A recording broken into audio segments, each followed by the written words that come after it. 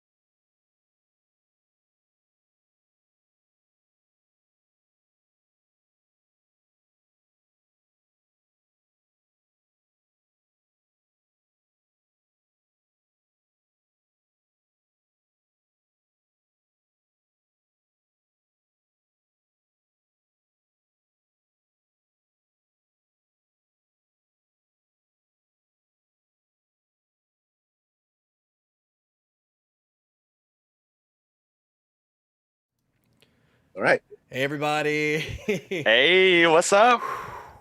All right. Hello. It's not a show if we don't have technical difficulties to start off. I That's right. know those of you that are here are probably going, well, God, Mark, Jonathan, you said you're going to be on your new channel. Well, yeah. Yeah. Apparently, Yeah, about Wow. that. YouTube's got this thing where, like, I was like, oh, I'll go click and do live stream. And they're like, oh, no, it's your first time. You got to wait 24 hours.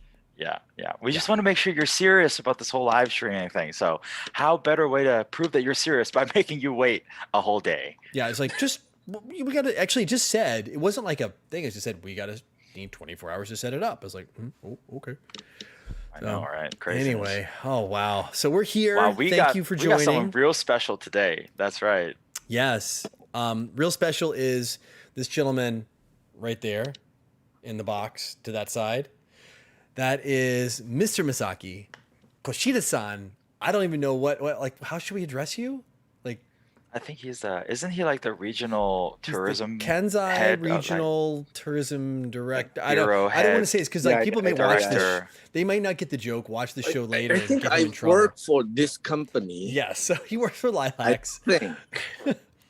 He is a good friend of ours. He lives and resides in Osaka, Japan. In his history, he's lived in the States and he's also lived in Tokyo. So he's going to be our guest of honor, our very first guest. So this is pretty big. Yes. And he will help us navigate everything is Japan when it comes to food, things like that. If you want to watch the topics are right here next to me and you'll see them. We're going to be kind of covering things like your first time in Japan, places you gotta go, which you'll probably see on the tourism guides. Some interesting food you may not see on the tourism guides, and places you for sure won't see on the tourism guides with the underrated spots. And of course, we'll have chat, and we're gonna open up to this stuff. I know, like, because we're kind of early on, we're still over on the Airsoftology channel. I'm sure we'll have some Airsoft questions too, since we've got Mr. Lilacs here. Absolutely. So, before we kick it off, gentlemen, what are we drinking tonight? Not a hopped up podcast if we're not drinking something. Right. How about we start with our guest of honor, Yes. Masaki-san? What are Please. you drinking tonight? I'm having the Asahi, the lemon craft. Some like vodka, lemon, something, some drink. The yellow lemon and the green one. So you got a lemon Very and a nice. lime, and they're like a craft chew. No, lemon and double lemon. It's the green lemon. Okay, green. Oh, Which And is you nice. guys?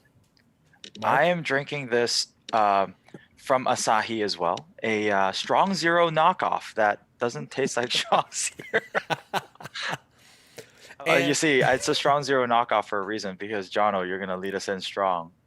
with the actual strong zero here. Although my can's a little dented, if you could tell. No, it came this way. It was like the last one in the case. I'm actually doing the legit strong zero, which is kind of the three of us here have kind of a ritual with a thing called strong yes. zero. It's a chuhai, correct? Masaki, help me out here. Yeah, it's a chew high.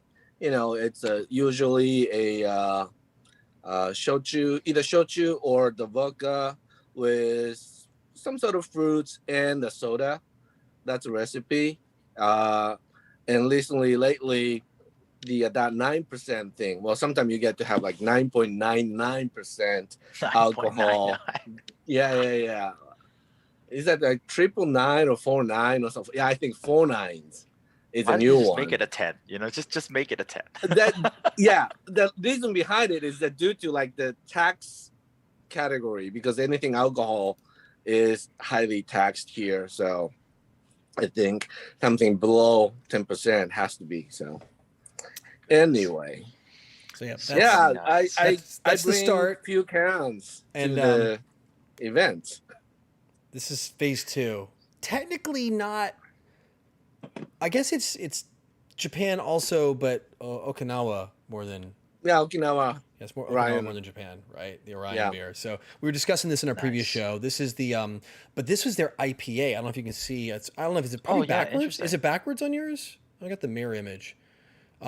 You can see the IPA letters. Of course, you got to read in mirror. Yeah. I don't know why it's mirrored, but anyway, yeah. So it's IPA, and I've never tried their IPA to 6%. So I'll give you like halfway Looks through the show. interesting. I'll work into that, and we'll see how it goes. But It's interesting. I have a grapefruit one of these somewhere, and then I'll get to that later. It's but only yeah, 4%. the Chuhai thing is pretty interesting because the first time I really had it, aside from the cans, Misaki, was with you in some of the restaurants, and they do Yeah. something different to make the Chuhai in some of these places.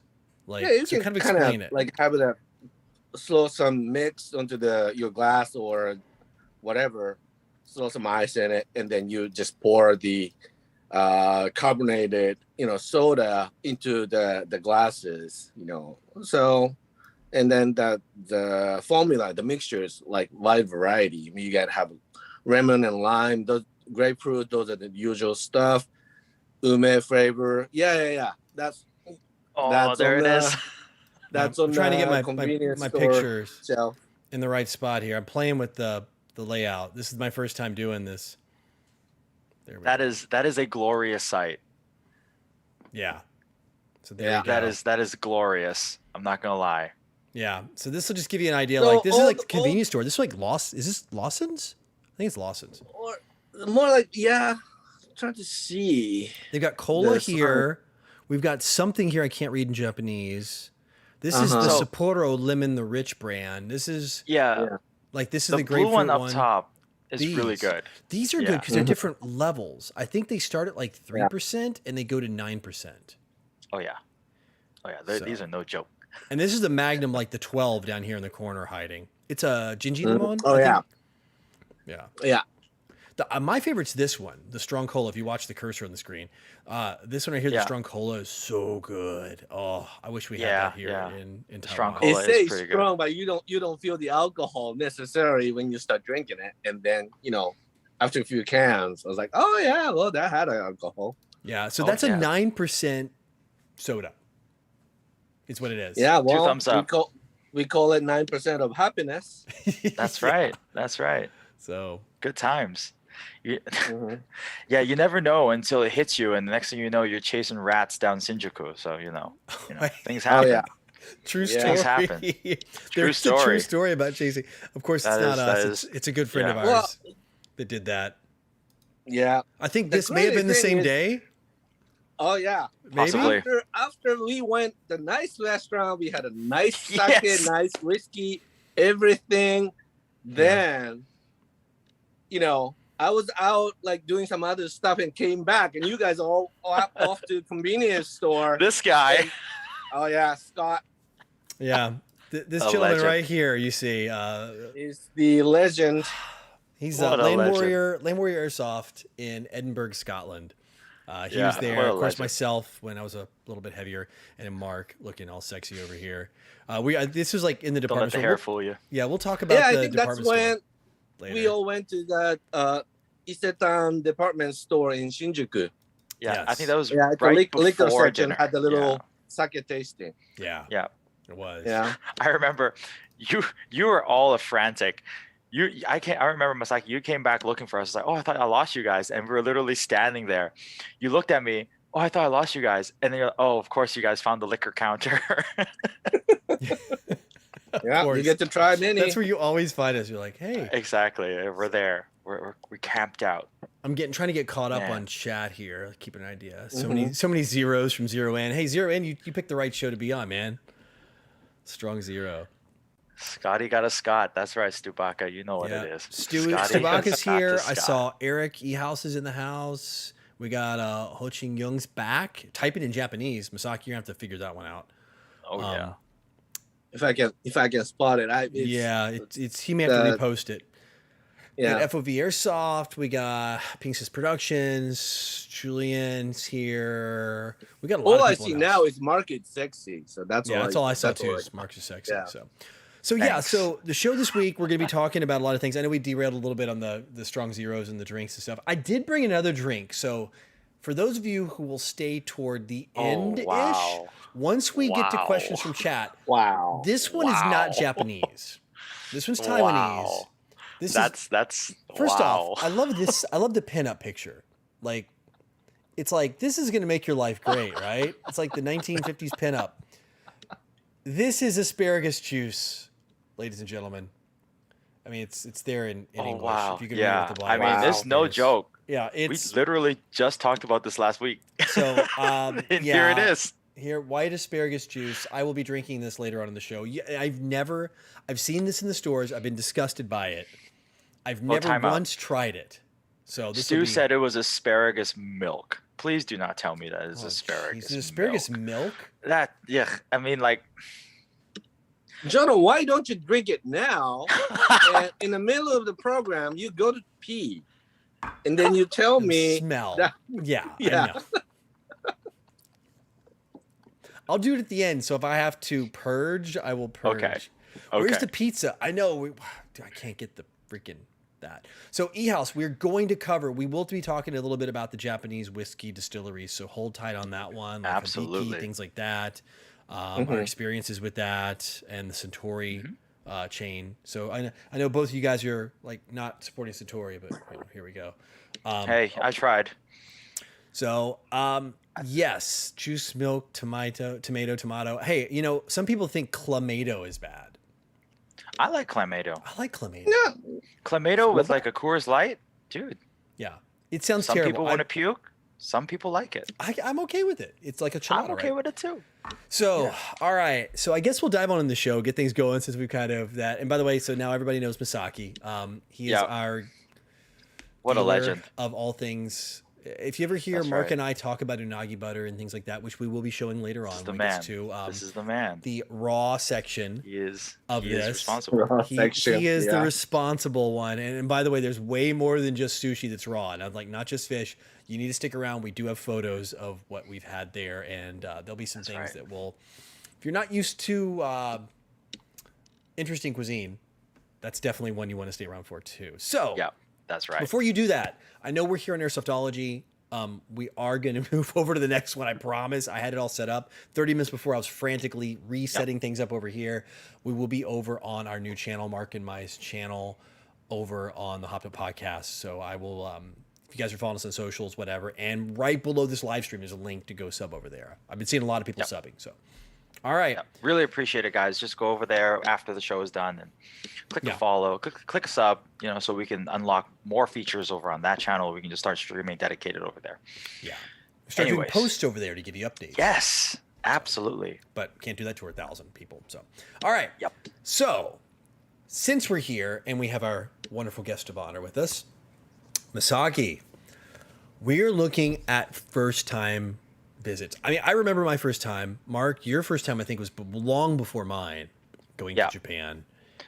I think my first time was sometime like 10 years, 12 years ago, at least.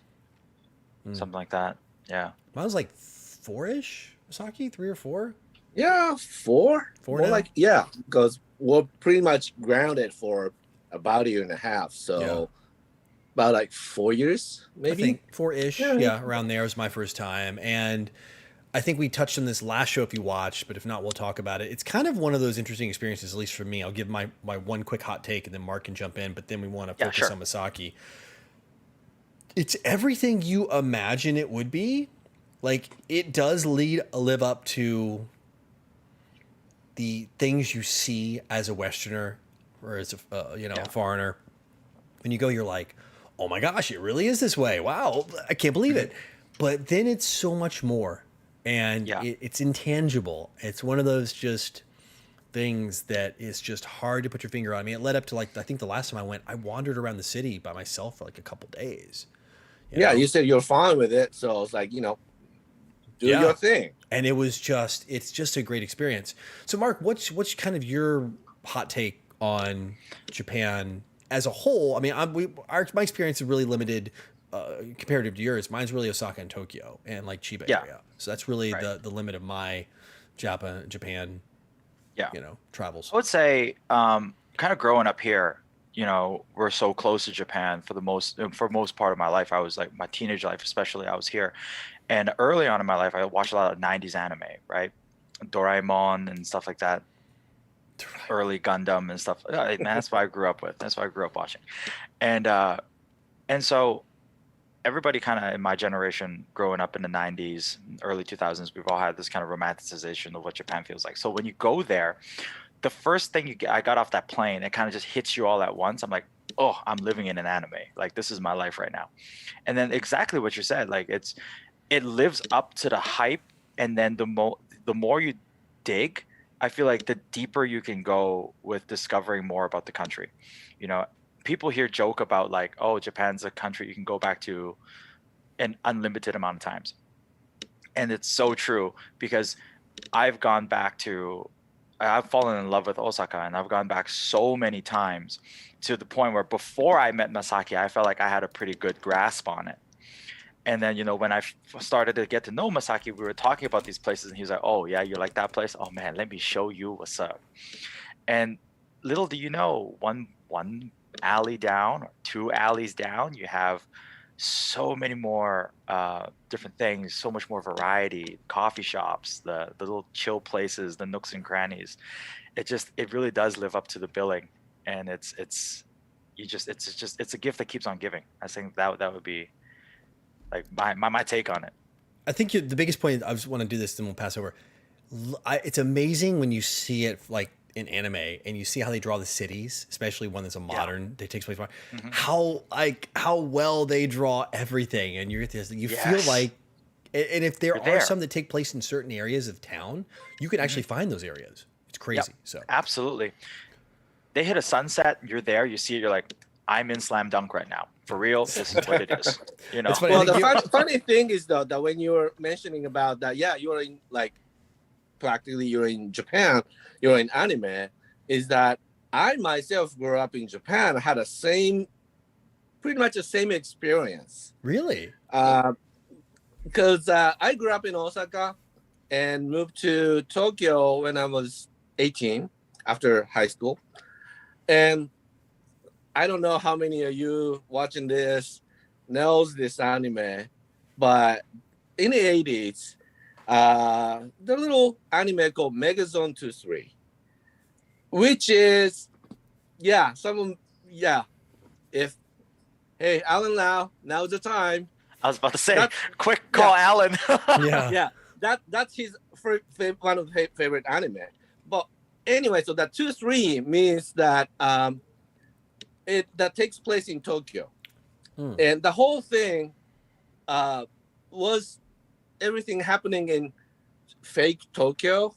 Actually, it's in a spaceship. But the whole scenic is from in Tokyo in 80s. So I got there 18, know nothing about Tokyo, know nothing about Shinjuku, Shibuya, Ikebukuro. But I was walking down the street and I could I think I know the coffee shop when I turn around this corner and there's a coffee shop.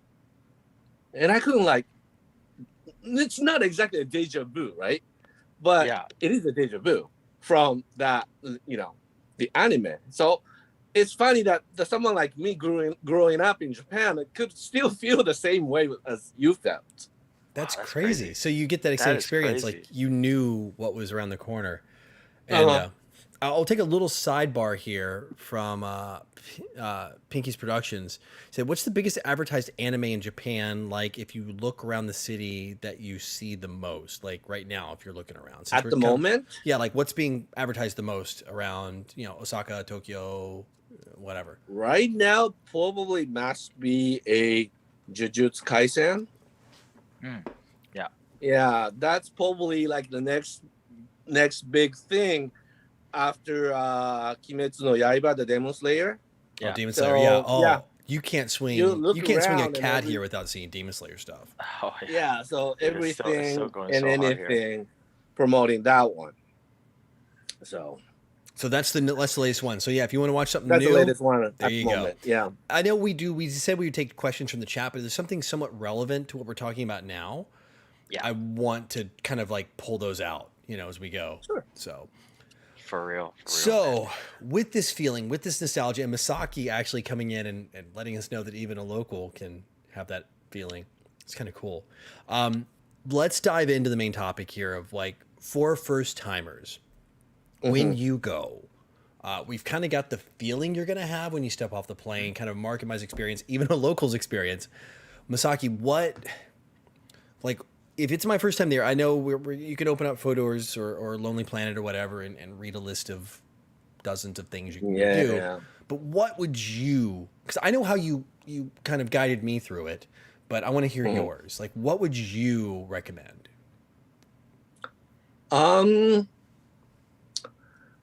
I mean, it's all up to what you're expecting, out of, your first. We're food and drink, right? So let's focus on that first. Let's say like, you can go to Nara, you can go to Kyoto, you can go to Nara, see the deers and the temple. You can go to Kyoto, see the temple, the walk and or the gates, and you can go do, you can go to different places. But let's kind of dive in, since we're kind of a food and drink here.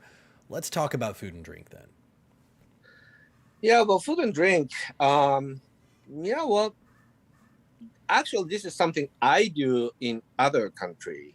Is that probably the best place to check out what the local eat and pick up is. Well, funny enough that you already show a picture that like going to the convenience store and see some like what's the drinks on the behind the counter, inside the fridge, what type of snack, something familiar with you, something not. I totally forgot to send a photo to Jono, but one of Mark's favorite is the famichiki, fried chicken, right? Fried chicken is so. Oh my god, it's so good. Well, the Family Mart ones or what? Yeah, the Family Mart ones. Family the Mart one in the bag yeah. you get microwaved. No, the fresh ones that the they fresh have ones on display. from the fryers.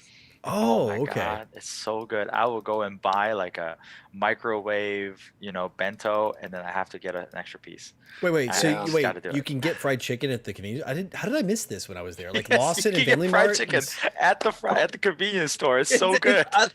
Right next to the cashier. Okay. Oh. Yeah. No, I know what you're talking about. Okay, so there's a case. I'll try to find a photo and throw it in the thing. So I know what you're talking about. There's a case next to it, and it'll have like the croquettes and fried chicken inside of it. Yes, Yes, one that's of the those. one. About. That's the one. Yes. That's the one. So Masaki-san, like, I think that's a good one. Like, we want to make sure, you check out the convenience store. So like if you're a big foodie, right? So if you're a big foodie, you want to go travel and kind of taste the country. Like what, like, and you've really never been, but you see all these extravagant photos. Like, you have these cool yakitori places, you have cool sushi places, the markets, and so on. As a first timer, where would you say, hey, you got to go check out this place first? Yeah, you said market, but if you're going to go to the market, you should go to the best one. It's in Tsukiji. Used to be in Tsukiji Market. The fish market was really famous one. Actually, that place turned down 3 years ago, 2018. Yeah. And now it's moving to it's moving to Toyosu, the Toyosu Fish Market.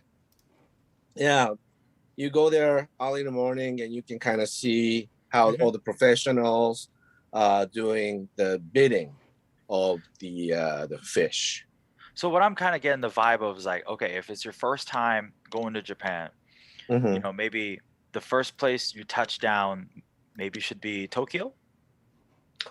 You get the most out of it. Like if you're like more into like histories and scenic and all that, maybe coming to Osaka, because from Osaka you get to go to Kyoto or Nara, those historical place, within an hour. So it's pretty nice to lodging in Osaka, wide variety of hotels, not as expensive as staying in Kyoto. It's only about an hour to get there by train. So you do that, probably, you can get, Yep. It took me a moment. Had to find one. That's it. This is That's Lawson. it. Yeah, this is at Lawson Convenience Store. So that is 7-Eleven. Oh, 7-Eleven? Okay. It's a Nanachiki. Oh, but yeah, I it's can see the 7-Eleven for thing. the French fries or whatever is in the top right. Yeah. Still, I'm just looking at this right now, and I'm just like, I'm getting a little teary-eyed. Mark, which one would you buy here? Like, what am I looking at here? So if one in the I'm center, looking right? at the screen right now, the one maybe on the middle row, all the way to the left side, Okay. I'll probably start with that one. So in Family Mart, they have three flavors. They have like an original, they have a spicy, and then they have one that thinks like a cheesy one. Okay. Yeah. Yeah, the cheesy one, it sound like on paper it sounds pretty awesome, but to be honest, the original and the spicy are by far the best. Okay. Cheesy just- one is too greasy. Yeah. Yeah, it really is. Man, I'd go with Yeah. one But of like those the original and the croquettes up spicy top. one. So, oh, the croquettes are great. Oh. Yeah. Are those Always corn sold out dogs? though. Are those legit corn dogs down there? It's a corn dog. Yeah. It's a corn dog for real at the I bottom. like them. Yeah, and you're looking at like 100, like, so the marked one you want, it's like 184 yen. That's like less than $2 US. Dude, it's so cheap. It's so cheap. Yeah. That's So- that. I think like a quick segue when we look at this kind of, you know, I would say like convenience store food, right? Mhm. A lot of Mhm. people, at least in my generation, a lot of people were trepidatious about going to Japan because they always thought that, you know, going to Japan is very expensive. But to be honest, you know, eating there is remarkably affordable, even if you want to go eat pretty decent food. Like at least when I go, I feel like it's not that bad.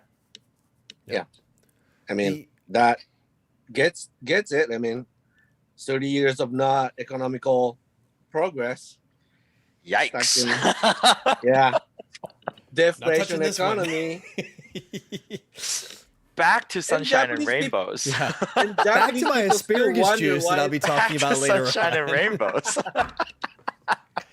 Wow. Japanese people this- wonder still that why all the foreign tourists keep coming in, and it was like, oh, they must love our culture, they must love our food, they must love our history. It's true. No, it's pretty cheap place to be.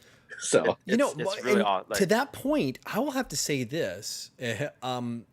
My perception was it wasn't affordable, particularly to travel to Japan. When I first went, I was like, oh, you know, it's Japan. I had this perception of Tokyo and Osaka being two major world-class cities, especially Tokyo. It's like, you know, one of the biggest. This is going to be incredibly expensive. This is going to be like Vancouver, San Francisco, Paris prices, right? it's gonna damage your wallet, right? Yeah, it's going to break your wallet. And I get there and I'm like, you know, it's not terrible. Now, it's not budget. You know, it's not like, you know, you can go to like Phuket, Thailand and get pad thai for less than $1, you know, on the beach. Mhm.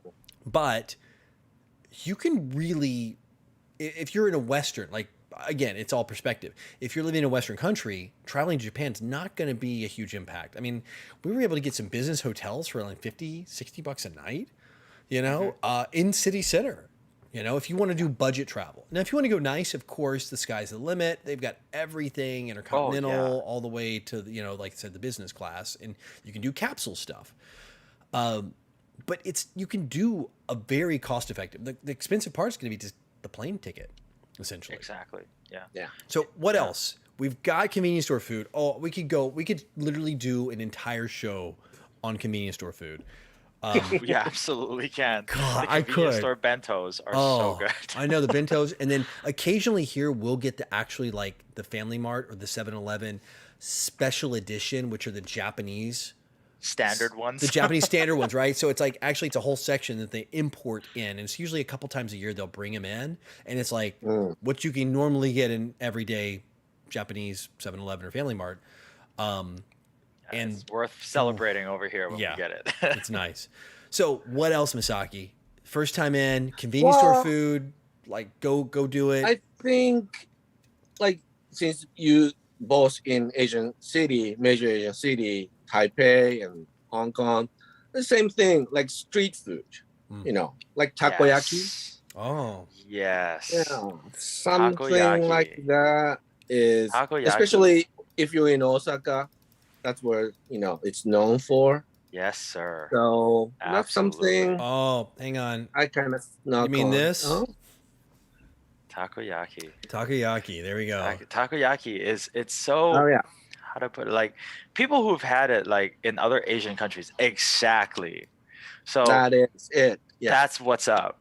So Mhm. I'm sure a lot of people who've been in Asian countries or like had Asian food or been in like Chinatown or whatever have probably had these before or something like this before. But I'm just gonna tell you, you know, there's always that saying, right? You've never had barbecue until you've gone to the US and had barbecue.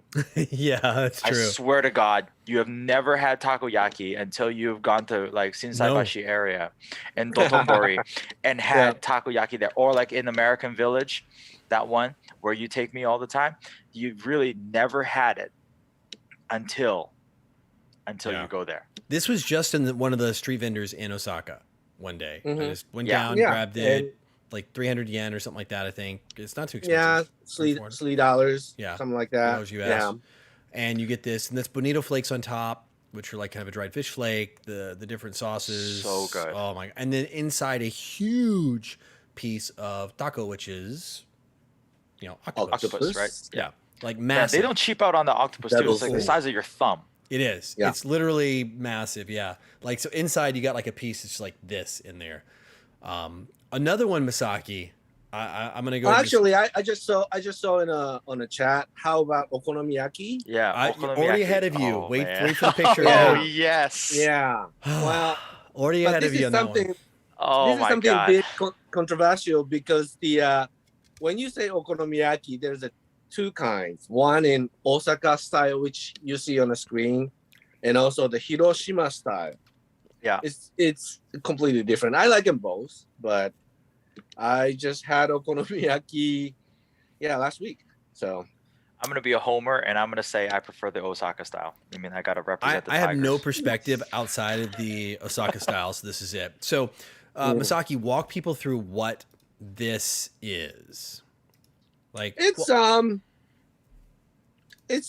you mix the chopped up cabbage with the flour dough and make it a little fluffy, and then you put okonomiyaki. Okonomi means like anything you like, whichever you like, whatever the ingredients you like to put in.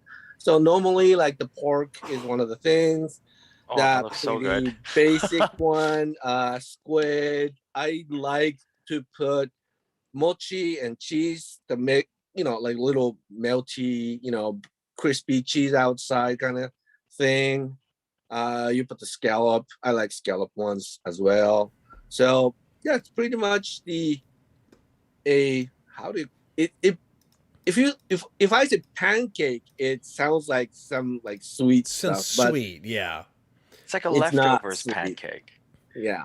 Yeah. Yeah, you're right. It's kind of like, I guess it would be like how pizza originated in Italy, kind of like take your leftovers for the week, put them into, on a pie and bake it. In this case, you're kind of taking like everything, like, pasta, the cabbage, the whatever you got. Cause I know I've tried noodles, pieces of pork. Dude, it's so good, man. Like, again, like I remember you took me to that one place, like it's on that slope. That really local place, and that was the first time I had this really cheesy, the really cheesy one that you gave me. Like, we get like okonomiyaki here in Hong Kong as well, but like again, like I always say, it's close, but it's just it's missing that little bit of some. Like I don't know how to say it, but like there's just a little bit of something that's just not there. I don't know. I don't know where to begin, but it's just there's something about it. It's so simple, but it's so good. Right. Okonomiyaki is. Ugh. Yeah, So I miss it. So when I was living in States, no choice. I have to cook it myself. So, Well, then you can make it really fancy. All the fancy bacons that we have in America, then you can use Uh-huh. that. Oh, Yes, don't sir. mention it. I've already done it. Been there, done that. So what about a little bit something different? yakitori. Yes, yakitori. So I'm kind of driving. These are all the photos that have been provided by pretty much either myself, Mark, or Masaki. We all have our own photos here. So Oh my God. this is kind of one of your must-have. I'm not going to dive into the raw stuff yet. We're not in the raw segment quite yet. We're not going in raw just yet. Not yet. We're gonna take a little bit of time. Yeah, and go in that raw. particular restaurant, what's inside of that glass is sake. So it's a restaurant in Fushimi, in Kyoto, where the it's known for great sake manufacturers, and this yakitori restaurant is actually owned by one of the sake manufacturer, and you can order sake just out from the tank, just That's and cool. having the fresh ones. That is so cool. So you have that, and then since we're kind of talking about, do we want to get into the sake right now, or do we want to save that for underrated spots? I mean, I think we can do that for underrated spots. Okay, we'll save that. So there's some really special places footnote on the sake. Remember, we're going to come back around, and there's one that I still haven't had a chance to experience yet.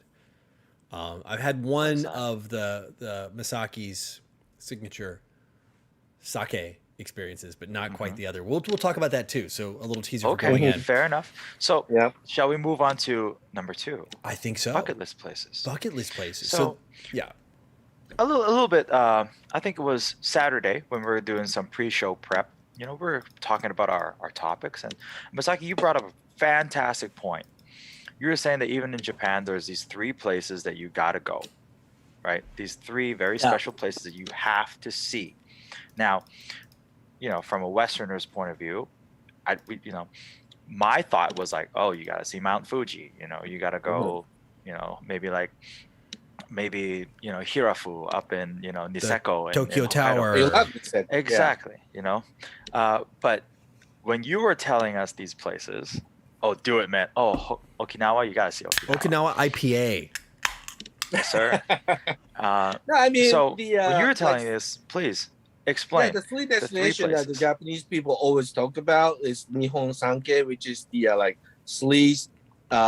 scenic, best known scenic place in Japan. You may kind of type it up, Google it, and it immediately shows. One of my favorite is actually up in the Sendai, the Miyagi Prefecture. Yeah, it's called the Matsushima. So it's like all the small islands so you standing on the bay, you see beautiful small islands. If you are if you're careful to Japanese history or like haiku culture, probably the best known, the Matsuo Basho, he even couldn't do any haiku, seeing that scenic. So all he could say was that saying that location for 3 times. Matsushimaya, oh Matsushimaya, Matsushimaya. So he couldn't no word to describe. So he just said it out loud, like, wow, shit. But that's somewhere that all of us should go next. Absolutely. Go do some onsen. Yes. And this Miyagi also. Wait. Let me clarify. For those that don't know what onsen is, jump in and kind of give a quick explainer of what onsen is. Hot springs. So what do you mean? What's Jono. Get more into the hot spring? What are you talking about? Like bubbling out of the ground, or there's more to the experience? Yeah, pretty much you dig it down, and or sometimes just spontaneously coming out the hot spring. And then a small island country as is Japan, we're also having so many active or non-active volcano. So we get to have so many hot water spring. And we go there and get into Matsushima right there. Yep, there you go. Yeah, that is beautiful. Yeah. That is absolutely beautiful. It looks very tropical. Beautiful. It looks like something you'd see in the Philippines or maybe Thailand area. No, actually, the climate is not that hot up there because it's still high up north from Tokyo. Okay, so, doesn't it kind of remind you a little bit like Washington? Yeah, actually, it does. It reminds me. I guess maybe that's why I'm so attracted. That might be it. It's very Puget Sound. Yeah, it's got the whole Puget Sound thing going on. Yeah, I agree. It's very beautiful. So onsen. While we're on this topic, right? So the hot springs. So I mean, it's it's hot water from the ground, but there's for the people who are listening, so they build these beautiful ryokan, like, kind of hotel, hostel kind of Mhm. areas around there. So tell us about that. Well, I don't know. I mean, I think probably better explain it from your, you know, your perspective, your experience, because this is something that I became so kind of norm to it. I don't I Okay, I don't even so know anymore that what attracts people.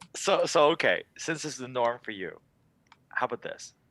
Let us know, what should you kind of expect when you go to a place like this? Now, basically, let me jump in real quick. Onsen's like a hot tub. Like I'm Yeah, Yeah, gonna boil it down to like the most exactly. Western concept possible. It's a yeah, community hot tub where since the Dubbin. water comes from the ground, it's full of minerals and there's different types actually, from what I there are different understand. types. Yeah. Good Sometimes for it's your good skin. for your muscles. Sometimes like the either like skin. It depends on your skin type. The algae type of the dry skin will heal better, something like that. Your blood circulation will be enhanced by those minerals with the hot water. So what do you expect? Good food. Oh yeah, 100%. There good you go. good Like, job, That's Jono. awesome. hey man, I got my Google Foo going tonight. I'm pulling Dude, the you photos got out. this. You got it You're on the going on, fire. bro. Yes. Yeah. Yeah. See, that's an experience I really wanted to have, right? Like, so I've been to, I think, a grand total of two in my life. And fortunate enough, one, they were kind of chill with having tattoos, which we can get into a little bit. The Yeah, I think we second one, should actually. I had a private one, like in the back of my hotel room. It Mm-hmm. was in Chitose up in Sapporo. I mean, in Hokkaido. Okay. And that one I had my private one in the back of my room. It was super cool. But that kind of experience, like kind of right out in the nature by the river, you're there. That's something I've always wanted to experience, but I got this extra ink, so can't So always go into all these so places. Masaki, explain to us the whole tattoo onsen thing, because I think that's Well, something for because a traveler, somebody who's going here, they're going to need to know this. They're going to see this picture I'm going to throw back up on the screen here of this beautiful, like, natural hot spring mineral hot tub, essentially. So yeah, soaking well, experience. But if you got ink, yeah, well, because in a history, the tattoo ink, what we call irezumi, is that associate directly to either yakuza, the Japanese mafia, or the criminal. Hmm.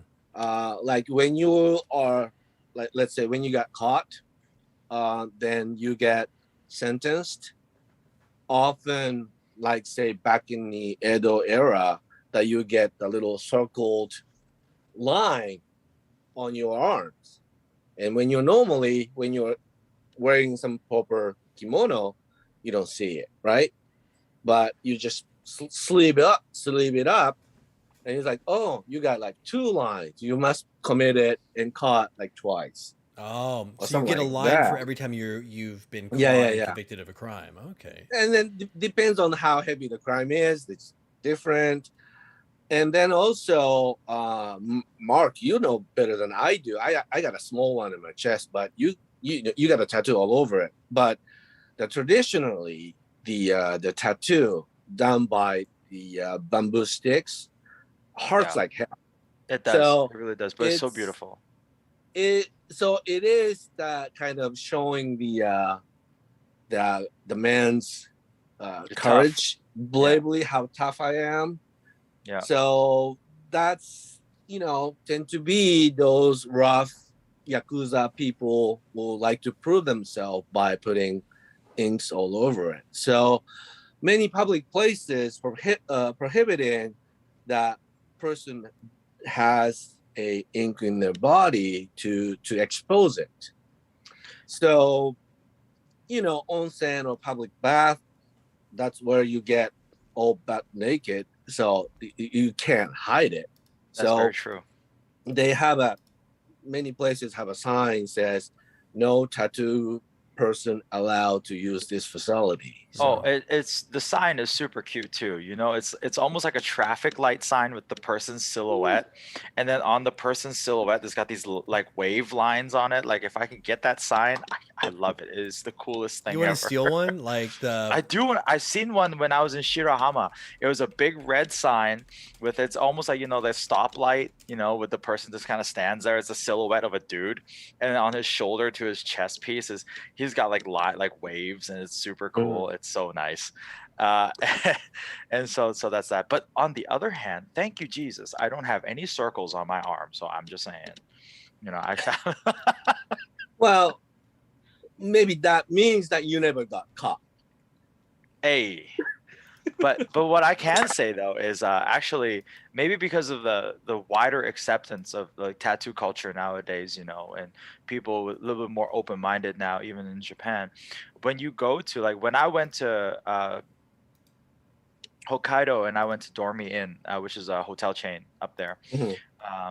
and I was in Otaru, which is a small town, I think a little bit north of Sapporo.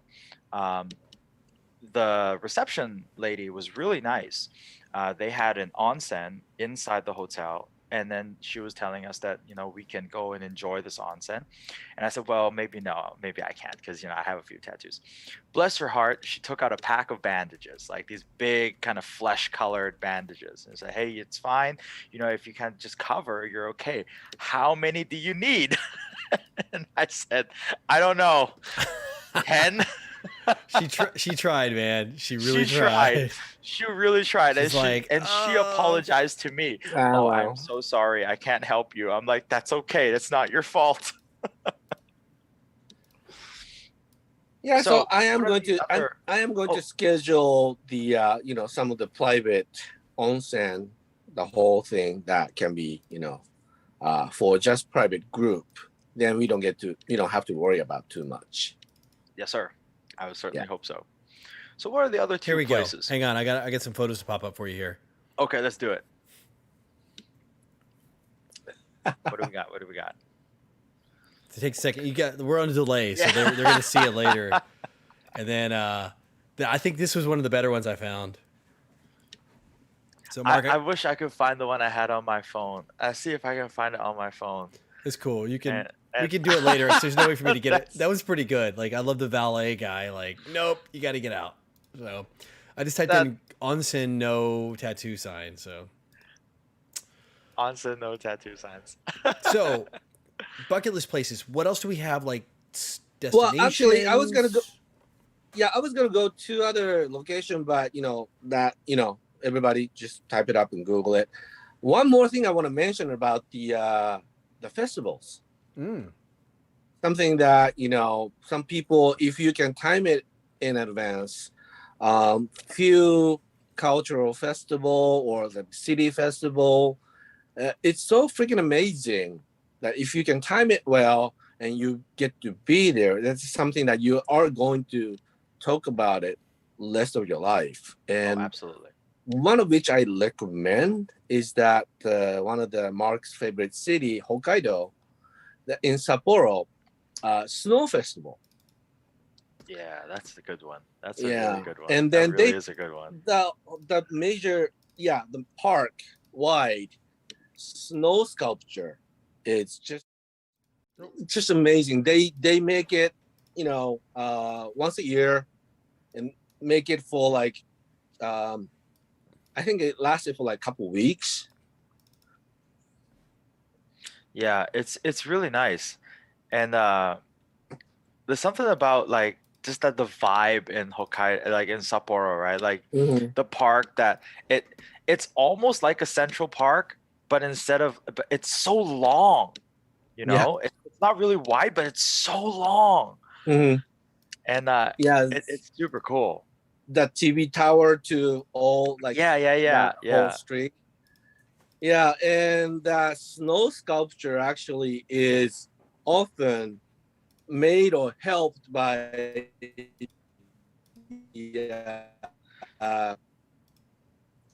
defense force. Those troops are going in and try to help build the snow sculpture. Oh. Oh, do we have some of the snow sculptures coming up? I'm trying. There we go. Finally got it. Oh, good. I was like been fighting the thing to try to get to work. I'm over here like, come on. I'm like, Hey, it's Yeah. not a hopped up. There we go. Darth Vader. yeah. You got Vader. I mean, that like look at the perspective of the size of that with the people and the buildings in the Yeah. background, right? Yeah. And then if those of you Oh, Transformers look at that. fans, like a little Optimus Prime action going on here. Yeah. Yes, sir. Yeah. That's the city, I believe. City view. Sorry about the. Let's see if I can get Yeah, it. it's the city Optimus. view. There we go. A little Yeah, blurry, they but all light it up in the evening. Yeah, Sapporo and you know, I think Hokkaido in general, I would definitely chalk it up to one of those bucket list places you just gotta go. Like you just gotta go. There's something for everybody, and you know, every season of the year. You know, so what's up with these They're- ice sculptures here? It looks like It, dinosaurs. well, because it was a snow, but if you compress it, you dense it, and then turn into a kind of snow slash ice.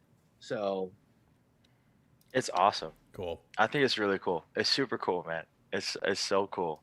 So that's the one I like. That one I've always wanted to go, but it was always a toss up for me. It's like, hey, do I want to go back to Osaka again, or do I want to go, go to Hokkaido during the winter? Okay, so I did the time. I went to Hokkaido during the winter, but then like going during like December, January, it's just so expensive.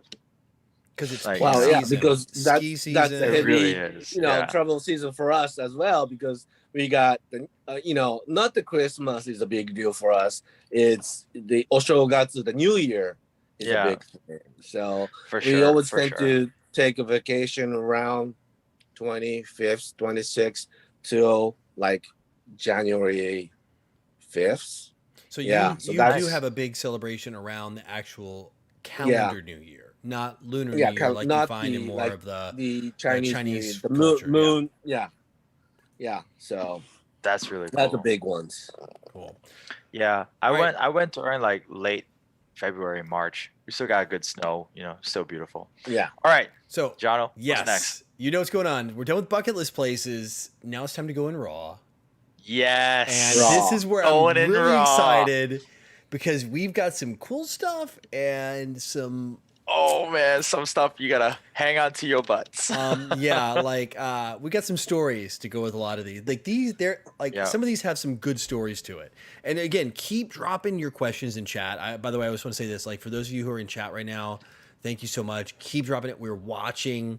I love that you're engaging and having a conversation. We will scroll back through and be grabbing some of these. So don't worry about Yeah, that. I tried to Like, cover it's- it later. Yeah. Yeah. like cultural differences like I see Ho Ching Young asking stuff. I see Stu jumping in here. I see Larson doing some stuff. So stay with it. We are paying attention. We're going to drive back in during the questions from chat section. So don't worry about that. We're not ignoring you. We Absolutely. promise. Yeah. Just stay to the end. We're going to get you. I promise. So, So now that we're going in Raw. raw, Jono, quick question: how's that IPA? okay. So let me get the IPA. So they called it IPA. I would definitely say this is more of a pale ale flavor. So like the palate of this is definitely, when I opened it up, I didn't get like the IPA hops, and it definitely isn't. I'm more of like a Northeast or a West Coast US IPA. I think they probably should have thrown, instead of IPA on the label, pale ale. I think they nailed a pretty hop forward pale ale. Yeah. IBU numbers like super high on this one, so it's definitely got like a good bitter palate, and I like that. Oh, a that's lot. nice. That's nice. That's yeah, nice. so it's like it's bitter forward. It's got a good hop finish. I'm trying to place the hops on it. It's not. I don't know where they're getting them from, so it might be something domestic to Japan, somewhere. And they're for sure not growing these hops in Okinawa. It's just way too hot. So it's got to be somewhere from like Japan proper. Go on. I only borrow alcohol to my body. I need to release it. I'll be right back. Oh no. We've lost our guest. We have an empty no. chair. What is this? Oh no. Oh no! It's our But first now's the lost. perfect segue. Yeah, it was a perfect segue. He's like, "Oh my god!" Like Perfect segue. for us to have an empty chair here in the chat. Oh my gosh! Oh, It is wow. what it is. For those of you guys that would be listening later on, Masaki had to go relieve himself. So Ho Ching Young, you're asking. This is a perfect segue. Horse sashimi. Wow. I guess you Let's just gotta stay tuned. Yeah, stay tuned. In fact, We just gotta stay tuned. maybe we'll drop that nugget as we come back. You know, like I think my problem is I have too many windows. I'm still learning how to do like create the overlay with the photos and stuff. So while Masaki's gone, let's see if I can make this thing work. Oh, here we go. Since I got we're something waiting dropped for on screen. Our brother Masaki, I'm gonna ask my producer if my producer can fetch me another beverage, something in the fridge. Producer. It's terrible. Misogynistic app. You're a misogynistic a-hole. No. I'm just asking my producer. What are you talking about, bro? The boss is coming. No, I'm kidding.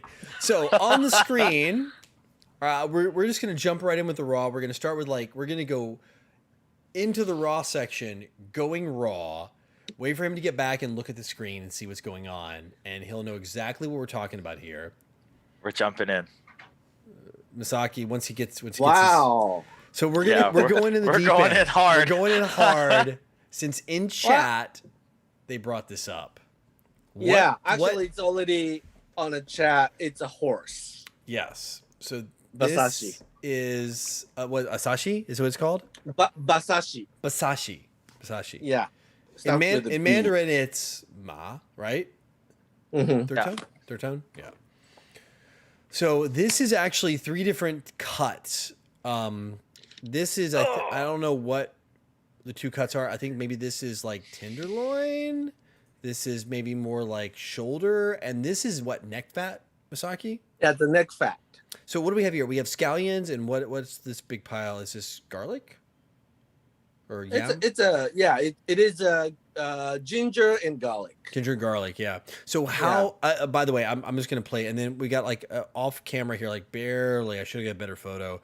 Was this dipping sauce? So explain how you would eat this, because this is all literally raw horse. Yeah. Up to depends on your preference, but I like the grated garlic on top of whichever the meat, and then just use the soy sauce dipping. So dipping the soy over here. That's off camera. Yeah. Mm-hmm. Yeah. So, but yeah. So for those of you who never tried it, does it taste? Stubach, it's does it taste the same as zebra? I think they're close enough. It's probably the same. I think it tastes better than zebra. To be honest, by the way, this is my plate. I experienced this when I was there, and before all of you judge, this is actually something served in a proper restaurant, and I wanted to do the experience. So for those, if anybody from the ASPCA is watching, I will say it's very clean. So it's the meat itself is really lean, super lean. Yeah. Yeah. So it doesn't carry a lot of flavor. It's very delicate. It's light. Mm-hmm. It doesn't have it so if those of you who have had venison, let's say, or you're trying to compare this maybe to, because it's red meat, like beef, you're not going to get that experience. It's so light. The flavor is very subtle. A lot of times when you end up, getting into the garlic here, I would say maybe it's almost sometimes we'll stomp on the flavor of some of these two. The neck fat, I would say probably it could use that. Give lemon. I would say lemon and scallions is what I would probably go with, again, given the option. Few years back, it's the horse meat became this is a traditional food, but a few years back it became such a thing because of somebody found out that some sort of enzyme or something on the horse meat is really help your metabolism accelerate. Really? So when you are on especially for I think it does better with the female body. So when you want to try to lose weight, but yet you don't want to just be a slob and not do an exercise. If you do a proper exercise, you need a good source of protein, but has to be something lean, no fat. Horse meat became a thing for those who does active diet with going to gym and So take it's a metabolism booster then. Yeah, that's what I read. Hey, I'm not a female, I mean, so I don't know for everything you read, there's always something that's going to contradict it. I mean, like it's the internet, yeah, right? but that, And like it's yeah, so, every medical study has a counter medical study. Mm-hmm. Yeah, so horse meat I is like him. Fantastic. It really is. So moving on down the raw chain, we're going to save a couple interesting ones for last. We're going to go into something a little more safe on the next one here. Something tame. And we're going to be looking at beef sushi in this case, probably more sushi. Yes. Like sushi and sashimi in this case. I think this is more sushi. Raw beef sushi. Yeah, it's a sashimi. It's a sushi. Oh, look at how beautiful that is. Packaged one. Yeah. Now to give you an idea, beautiful pricing about wise, that box there, that's about 70.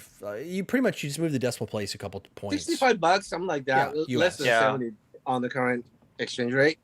Yeah, 65, 68, something like that. Yeah. Mm-hmm. Yeah. So yeah, that is so amazing. So that's very more conventional. We're moving. I was gonna start safe, but then I saw in chat the horse question. I was like, all right, let's just dive into the horse. Yeah. So moving into this, like that's I would say is like you're dealing with very high end. Very high end. What's that? Matsusaka beef. Mm-hmm. Okay. Matsusaka beef. So explain the beef thing, by the way. While I start getting into more raw stuff, explain like Matsusaka, and in the Kobe or things like that. Yeah, it's a Kobe beef. Actually, originally called the breed is originally from, I think it's Tajima beef. It's a little different other part of Kansai, and then they just move it on to a thing. So the Japanese breed of the beef. Mark just had a moment. Oh God! Mark looked at the screen and really had a legit moment. You had to do this. Yes, yeah. I had this. Good thing I had a big dinner tonight. Oh man, your boy getting hot over here. Yeah, and people outside of Japan that says, yeah, we get the Wagyu, we get the Wagyu here. Well, Wagyu is a kind of a beef. It doesn't mean that it was raised in Japan. You can be like, doing whatever, we export it to the other countries. So like you get to have a, Wagyu in elsewhere. But if you're like the authentic domestic beef, actually what I've been enjoying lately is that try to hit many different places of Japan, traveling myself, and then try to hit the local beef restaurant. Yeah. So like you had a really good look on your Kobe face, Mark. is Wagyu. Not all Wagyu is Kobe. Yeah. That is the intrinsic property? Is that what we're talking? It's like boy. I saw Eho's Eric asked a question earlier. Like what's it like? Because he had tartar before. Mm-hmm. I can speak to a little bit of this. When I was in Sapporo, we had almost like it was frozen, and then they cut it like wafer thin, like almost like paper, and it was raw, 100% raw, and they cut it so thin. And then you would dip it in a quail egg with some soy sauce, and you would just eat it just straight up like that. And it was one of the most flavorful, beefy flavored pieces of meat I've had in my life. When you were up in Hokkaido, have you ever tried the beef flakes? Like the beef flakes, right? Like isn't it frozen and it's very thin? It is frozen, and how they eat it is that you put it on hot steam cooked rice, and that the temperature of rice will start melting the fat of that, because if it's a nice Wagyu, nice beef, and that melting temperature is really low. So when you're like holding it, it starts melting. So you put it over on the hot rice. Is it, what's it And you called? put the little Tokachi beef and rice? Tokachi, yeah, Tokachi is the part of Hokkaido. So that's Okay. yeah. The only thing I can find is a super zoomed in photo. I can't find that. Tokachi beef and rice bowl. Yeah, I didn't get the rice bowl. I was at like kind of like a yakiniku place, and they had like the flakes. It was really beautiful. It was almost put together, almost like a flower, and they served it, and they put a quail egg in your soy sauce. And just they only drizzle like maybe 1 or 2 drips of really nice soy sauce on your egg, Uh-huh. and you take it and you eat it, and it's like it was so mind blowing, because you figure, okay, like I've been to Kobe, I've had some very good beef, and then so I eat this flake, this beef flake, and it is so good. It would melt in your mouth, and you get just this trace of this fat and beefy flavor in your mouth with the quail egg and the soy sauce. It's one of those things I just don't know how to explain. It's like you definitely got to try it. Yeah. Let's see. So shall we there move go. it Hang on to before we do the it, other? I'm gonna throw a photo up. Is this what it looks like? I'm just throwing some stuff out there. Throw that Yes, photo up. this Let's is, see it. This is it. Yeah. All right. Oh, that looks so good. So it's still raw. So it's like a tartare, right? Still Oh, damn half it. frozen.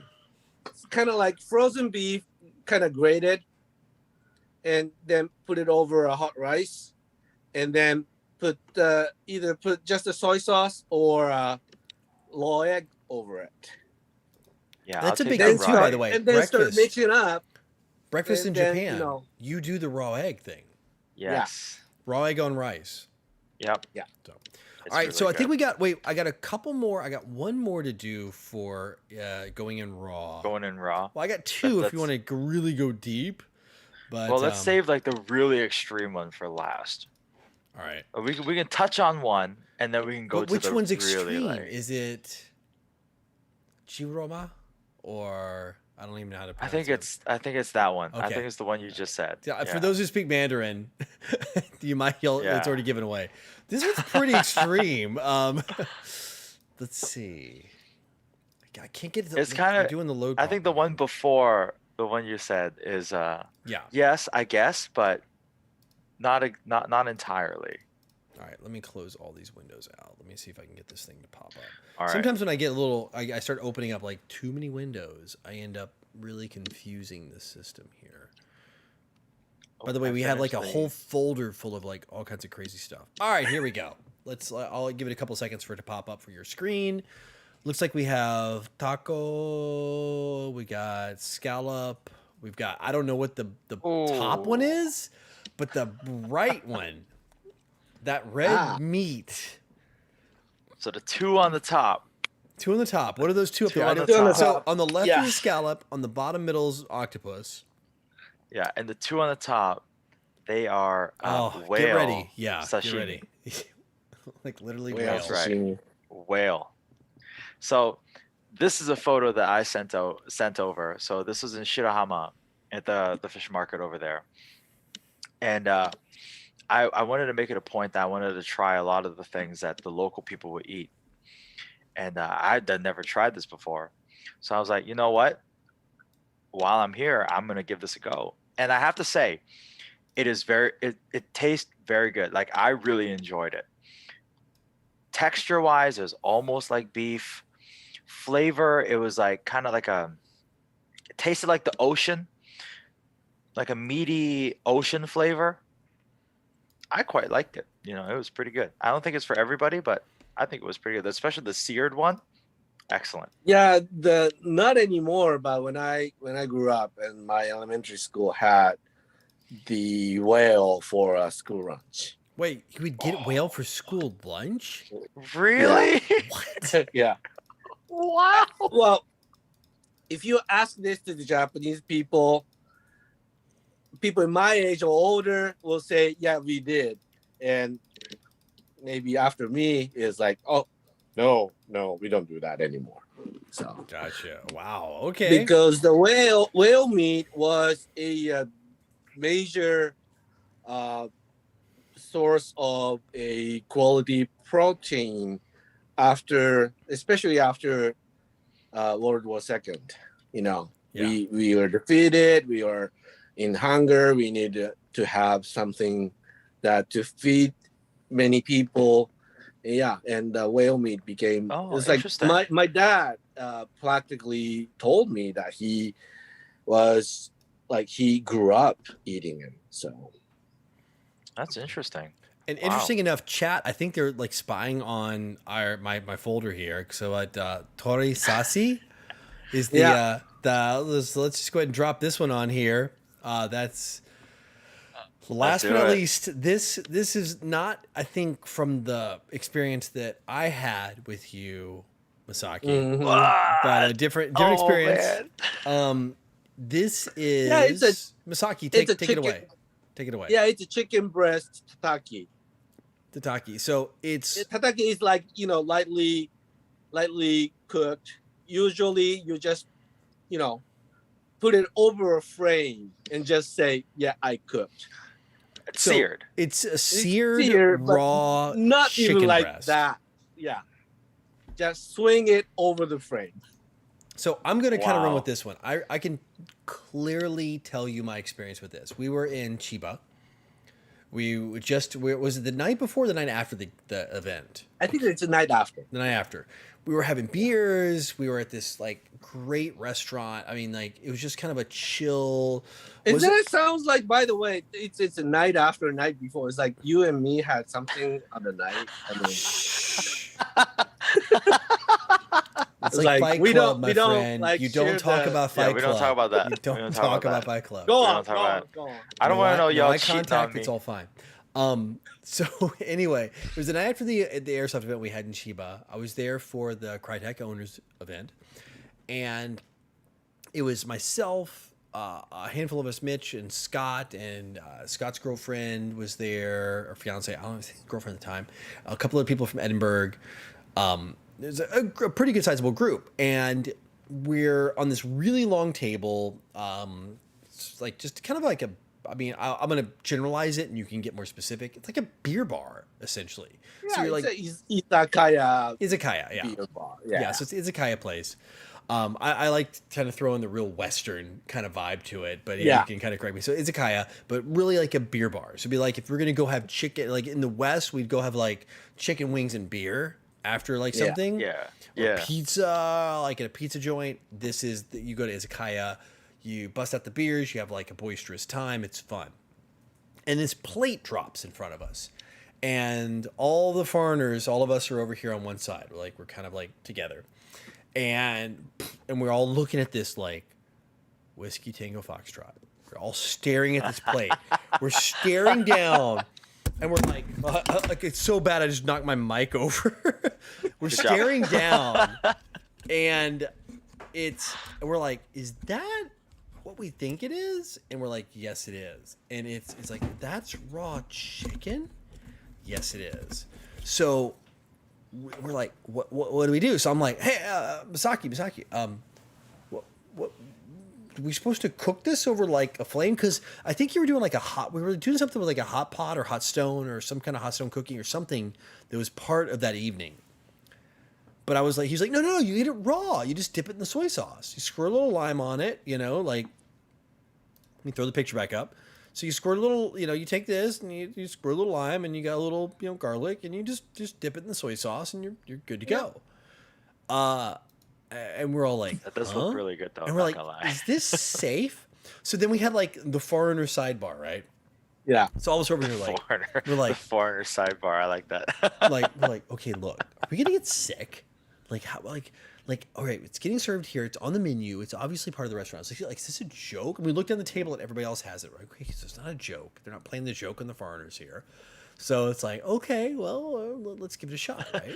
No, I Salmonella called the is restaurant fine. ahead of time and set you guys up. Yeah, I know. It's like I'm looking for like the hidden cameras. It's like Ashton Kutcher's gonna jump out of the corner. Salmonella owner is will fine. do whatever I tell them to do. Yeah, exactly. Because you're like, Oh, now we're gonna serve raw chicken. Hey, now tell him to eat it. yeah. He's like, and You got I was punked. waiting for everybody at the table to like play chill, right? Be like, shh.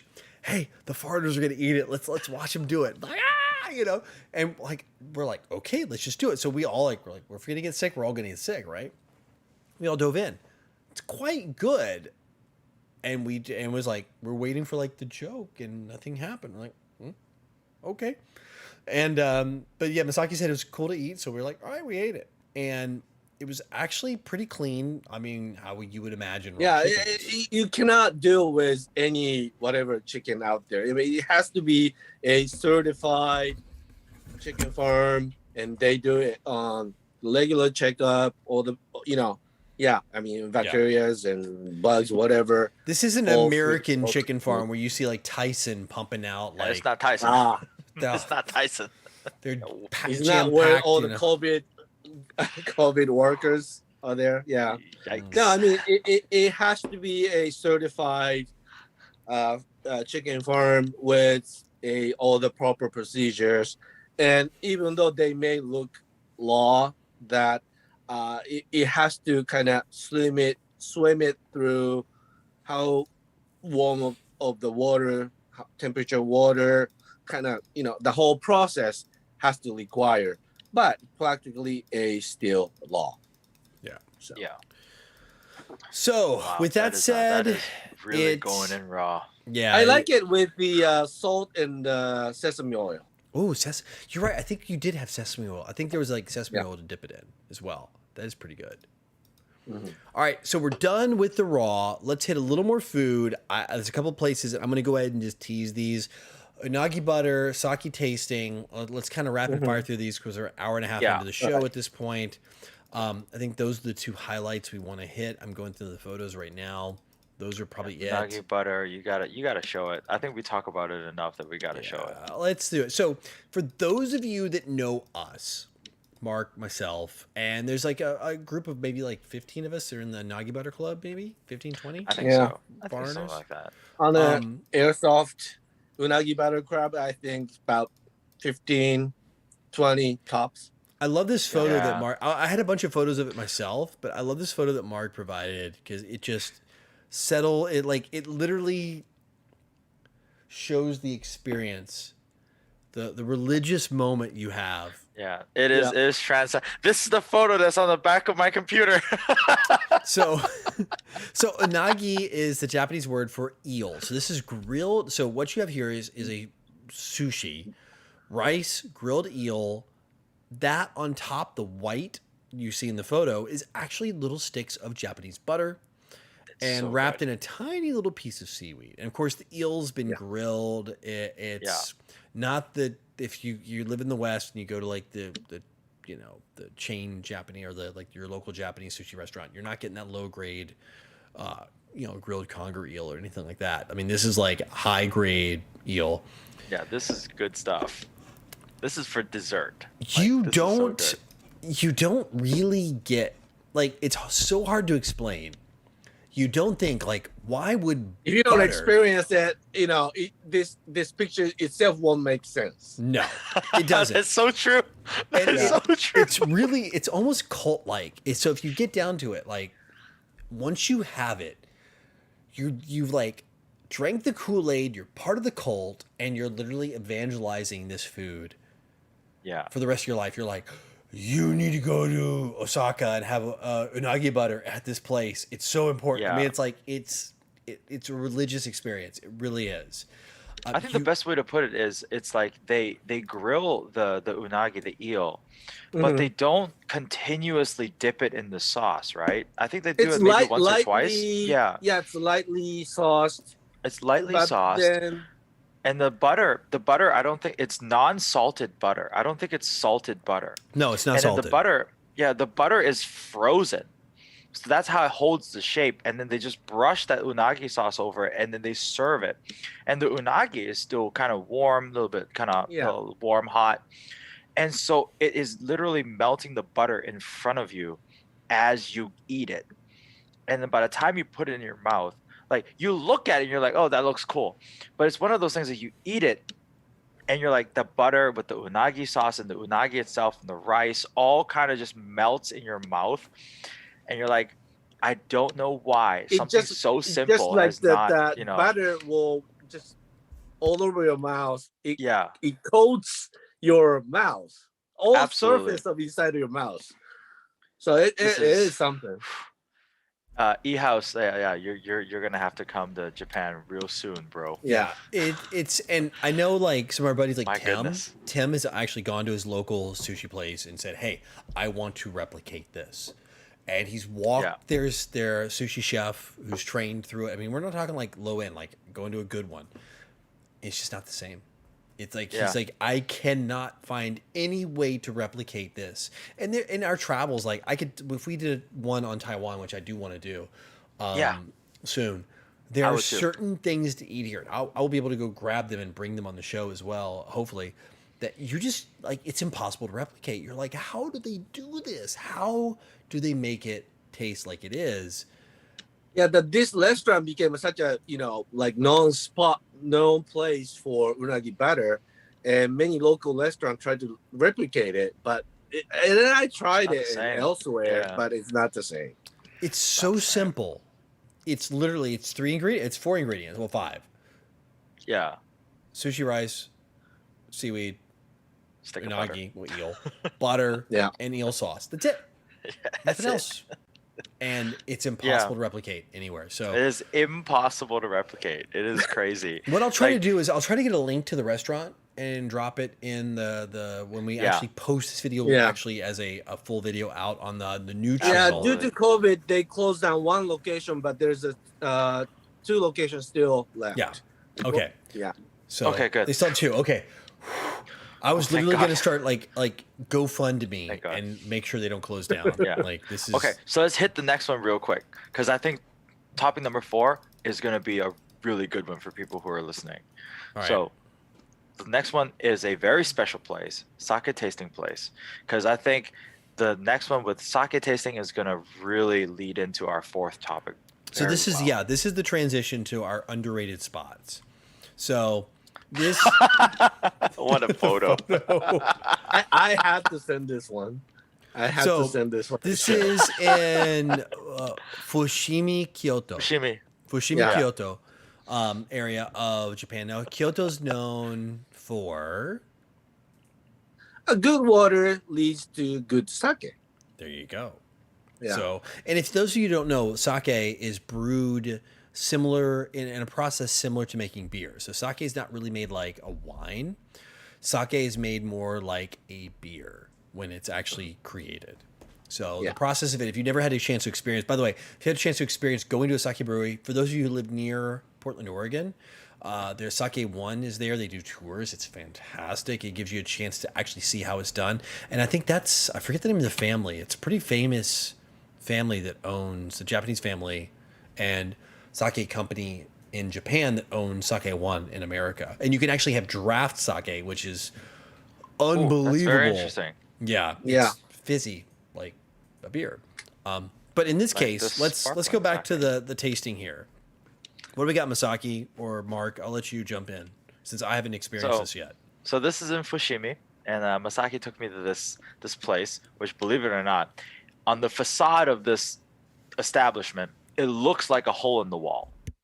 Like it looks like the most unassuming place in the world. It's in one of it looks like it's just another shop at like a shopping area, Yeah. and it's just this facade. And Masaki takes me in there, and it blow your mind because it's almost like they took like a street market, like a food market, and they built it the lengthwise of maybe several shops together. Yeah. Different shop, different restaurant. So they had like lanterns, and they had like a painted ground with it looked like it was you were transported somewhere else. And they had different restaurants within the area. And I think it was really cool. And then at that point, we had to get the opportunity to try, as you see in this photo. How many sakes did we get to try, Masaki? Well, because that Fushimi area have a 17 sake manufacturer, so each glass from the different manufacturers. Oh man. And the one in the corner, the big one, is the water that you want to kind of cleanse your mouth and get to see the taste difference. So, Yeah, you Yeah. conquered that 17 shot, Mark, yourself. 17 shots of different sake. And I swear to God, people who like maybe drink sake once or twice, but oh, to some it tastes the same. But when you get to drink so many different varieties all at the same time, and you take a sip of water in between, and with all the food next door, you get to order a bunch of food that complements all the different sakes that you eat, that you drink.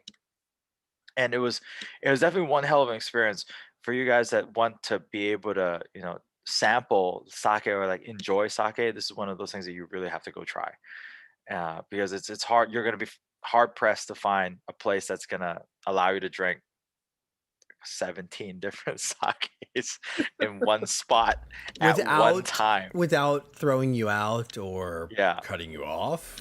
exactly. And one shot is just perfect, which then I think leads us perfectly into underrated spots. Yeah. So what else do we have that's underrated? Oh well, before we move on, Okay. Jono, I will send you a name and URL of that sake place.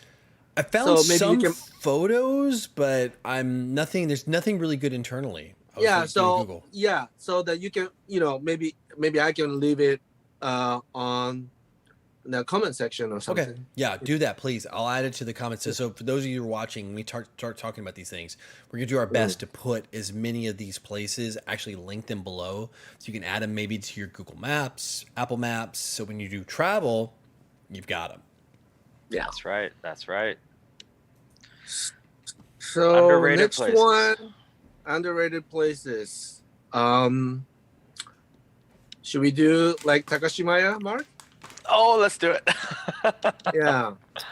But you have to set this up though. You have to tell the people Do I like have any photos on this one? what are we talking about? Like, right? I don't know. I don't know. So Takashimaya, right? So some of the underrated places is, if we're keeping with the theme of food and drink, while we're traveling, because you go sightseeing, you got to eat. And so Takashimaya is a department store, right? Department store. Yep. Oh, okay. So you would think, why do. would you go to a department store?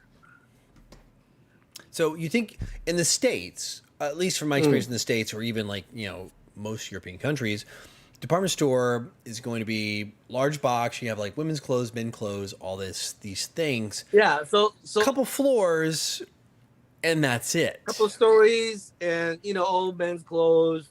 Maybe Neiman ladies, Marcus will have like a coffee shop attached, something like that. right?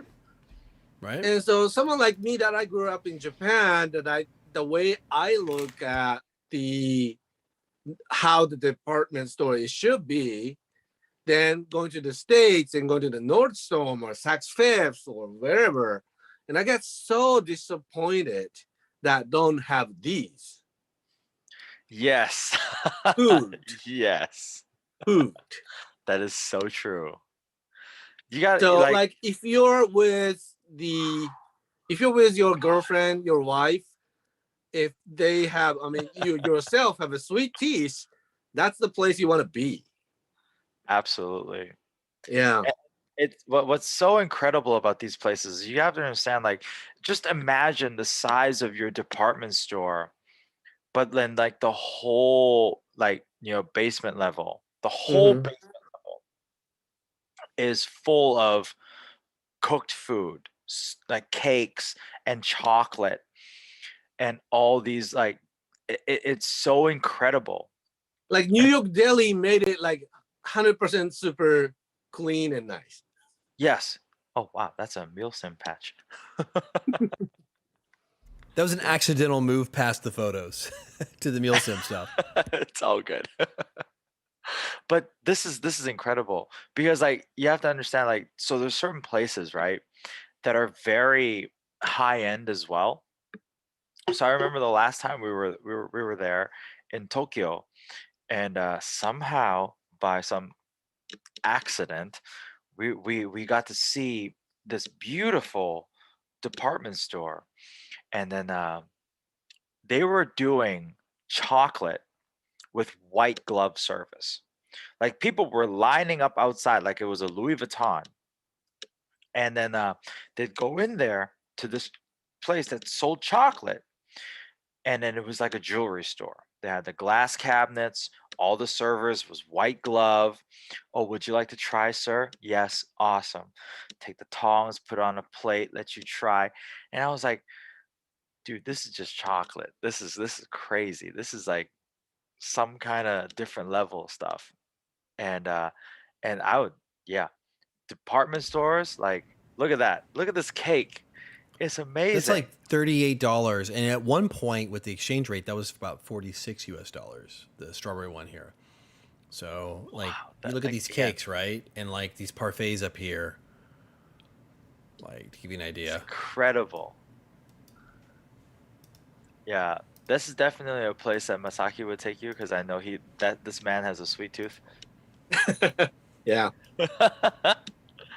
So I do sweets, I do sake. Yeah, I'm like really hard on my body.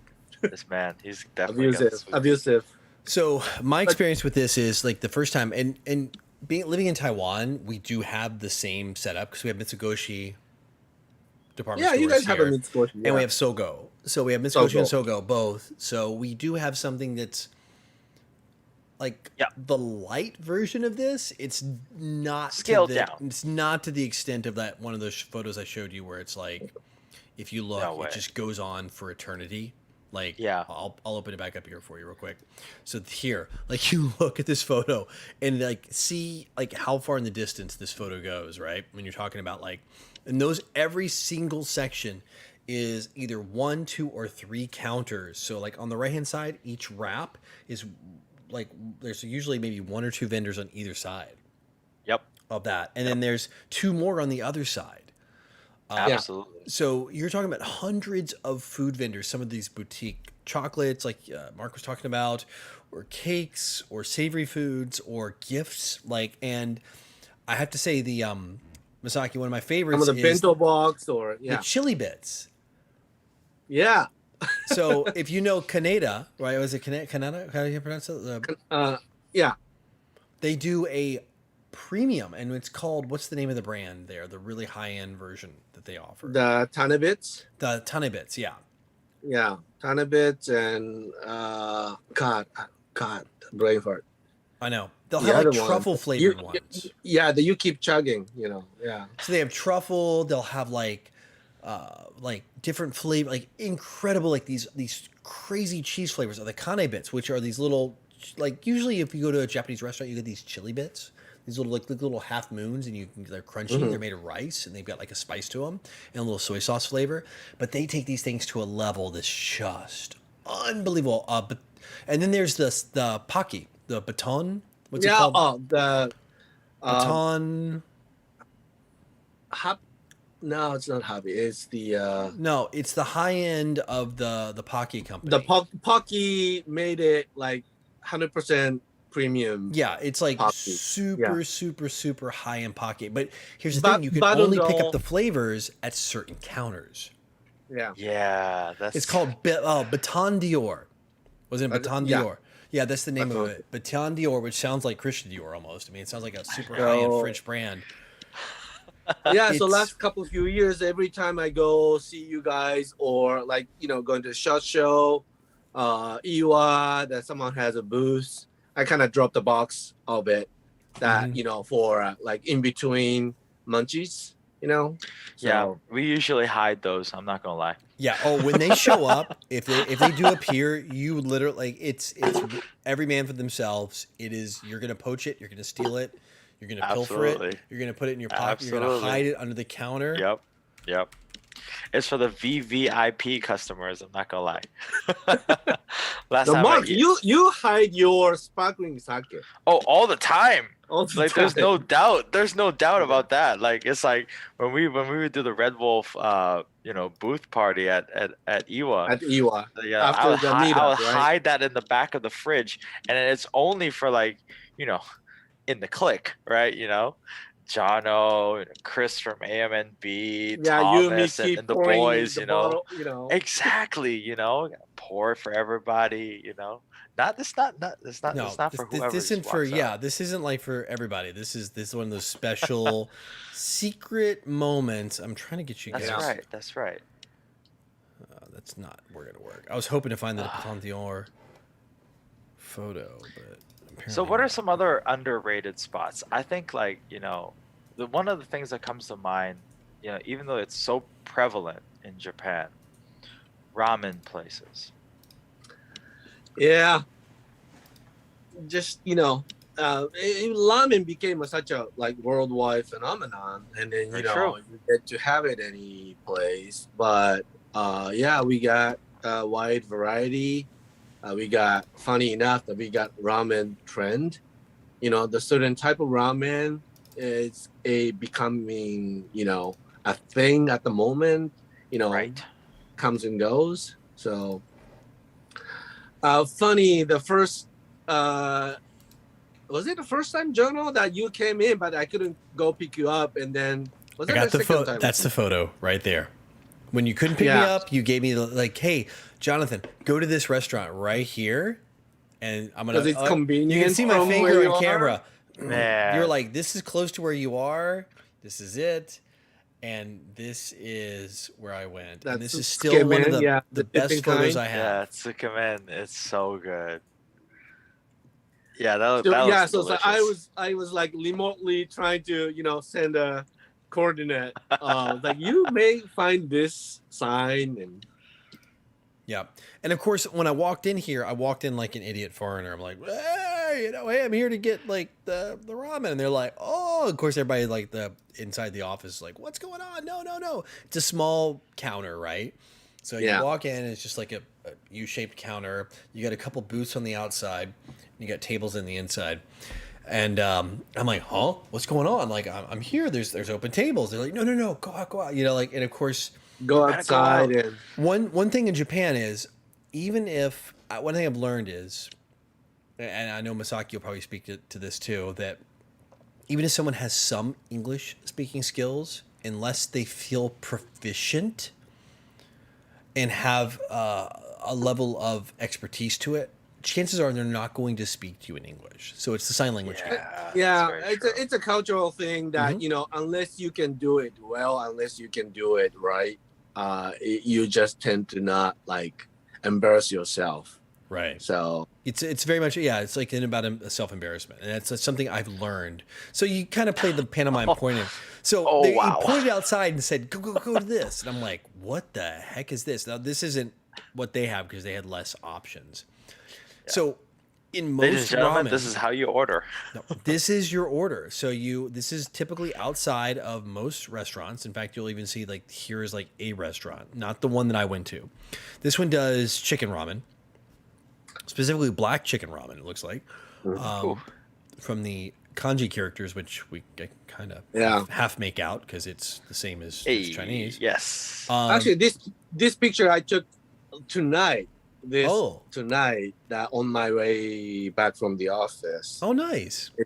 It's like my local place. So your local shop. So you feed the money in, you press the button of what you want, and some of these are more advanced. Like they'll actually have. You'll have like it's like you screen. get to choose which soup stock, what kind of soup stock. You get to choose which topping you want to be on top, like all the chashu extra, or like eggs. You wanted to make your portion bigger, smaller. You do everything on like vending machine. So yeah, you pick all For these sure. things, and let me zoom in a little bit if I can. So you can see the prices on all this stuff. I mean, but you end up with a situation where you're like, oh wait, I can't read. So Google Translate's your friend in Yes. this case. Turn on your phone And your camera. Yeah. And like some of these are like $9. Some of these add-ons are like $1 or less, right? So you end up Definitely worth it. Yeah. you can do takeout. That, or at least that's the one thing in English you can see. Yeah, I got that takeout. Takeout. It's like, oh wait, we got this one. It's good. But yeah, so like you actually, in most places, most like small shops, you're going to place your order outside, specifically ramen shops. This is, I'd say, pretty common with almost every ramen shop. Well, because like Jono, you said that all the ramen shops are not too big, right? Right. And often you need to kind of wait outside for a while, right? And then so as soon as that you hit the button, says which one you are going to order, as a sensor inside of the shop inside of the kitchen tells you the next customer ordering which one, and start prepping it. Right. So on this, what will happen is you'll have the receipt will drop here. This machine, like Masaki said, sends a message back to the kitchen. So when you get to sit down at your table, they will literally just hand the bowl over to you. Just like the bowl comes within like minute or two. They're just like your bloop, and it gets set in front of you. And it's there. Yeah. So you can order what you need to. That's how you try to maximize the rotation of the customer within a short period. Right. So, and cultural courtesy is you don't stick around when you're done. Yeah. Right. Yeah. But let's talk about some ramen stuff. Like, since we're on this topic, like extra noodles, a lot of places will give you an extra noodle for no charge, correct? Some places with no charge, many places with another, throw in another 100 coin. Yep. Then 100 yen, yeah. I think something that's kind of flies under the radar, especially for people who are traveling to Japan, like not Japanese, is get the extra rice instead of the noodles. Yeah.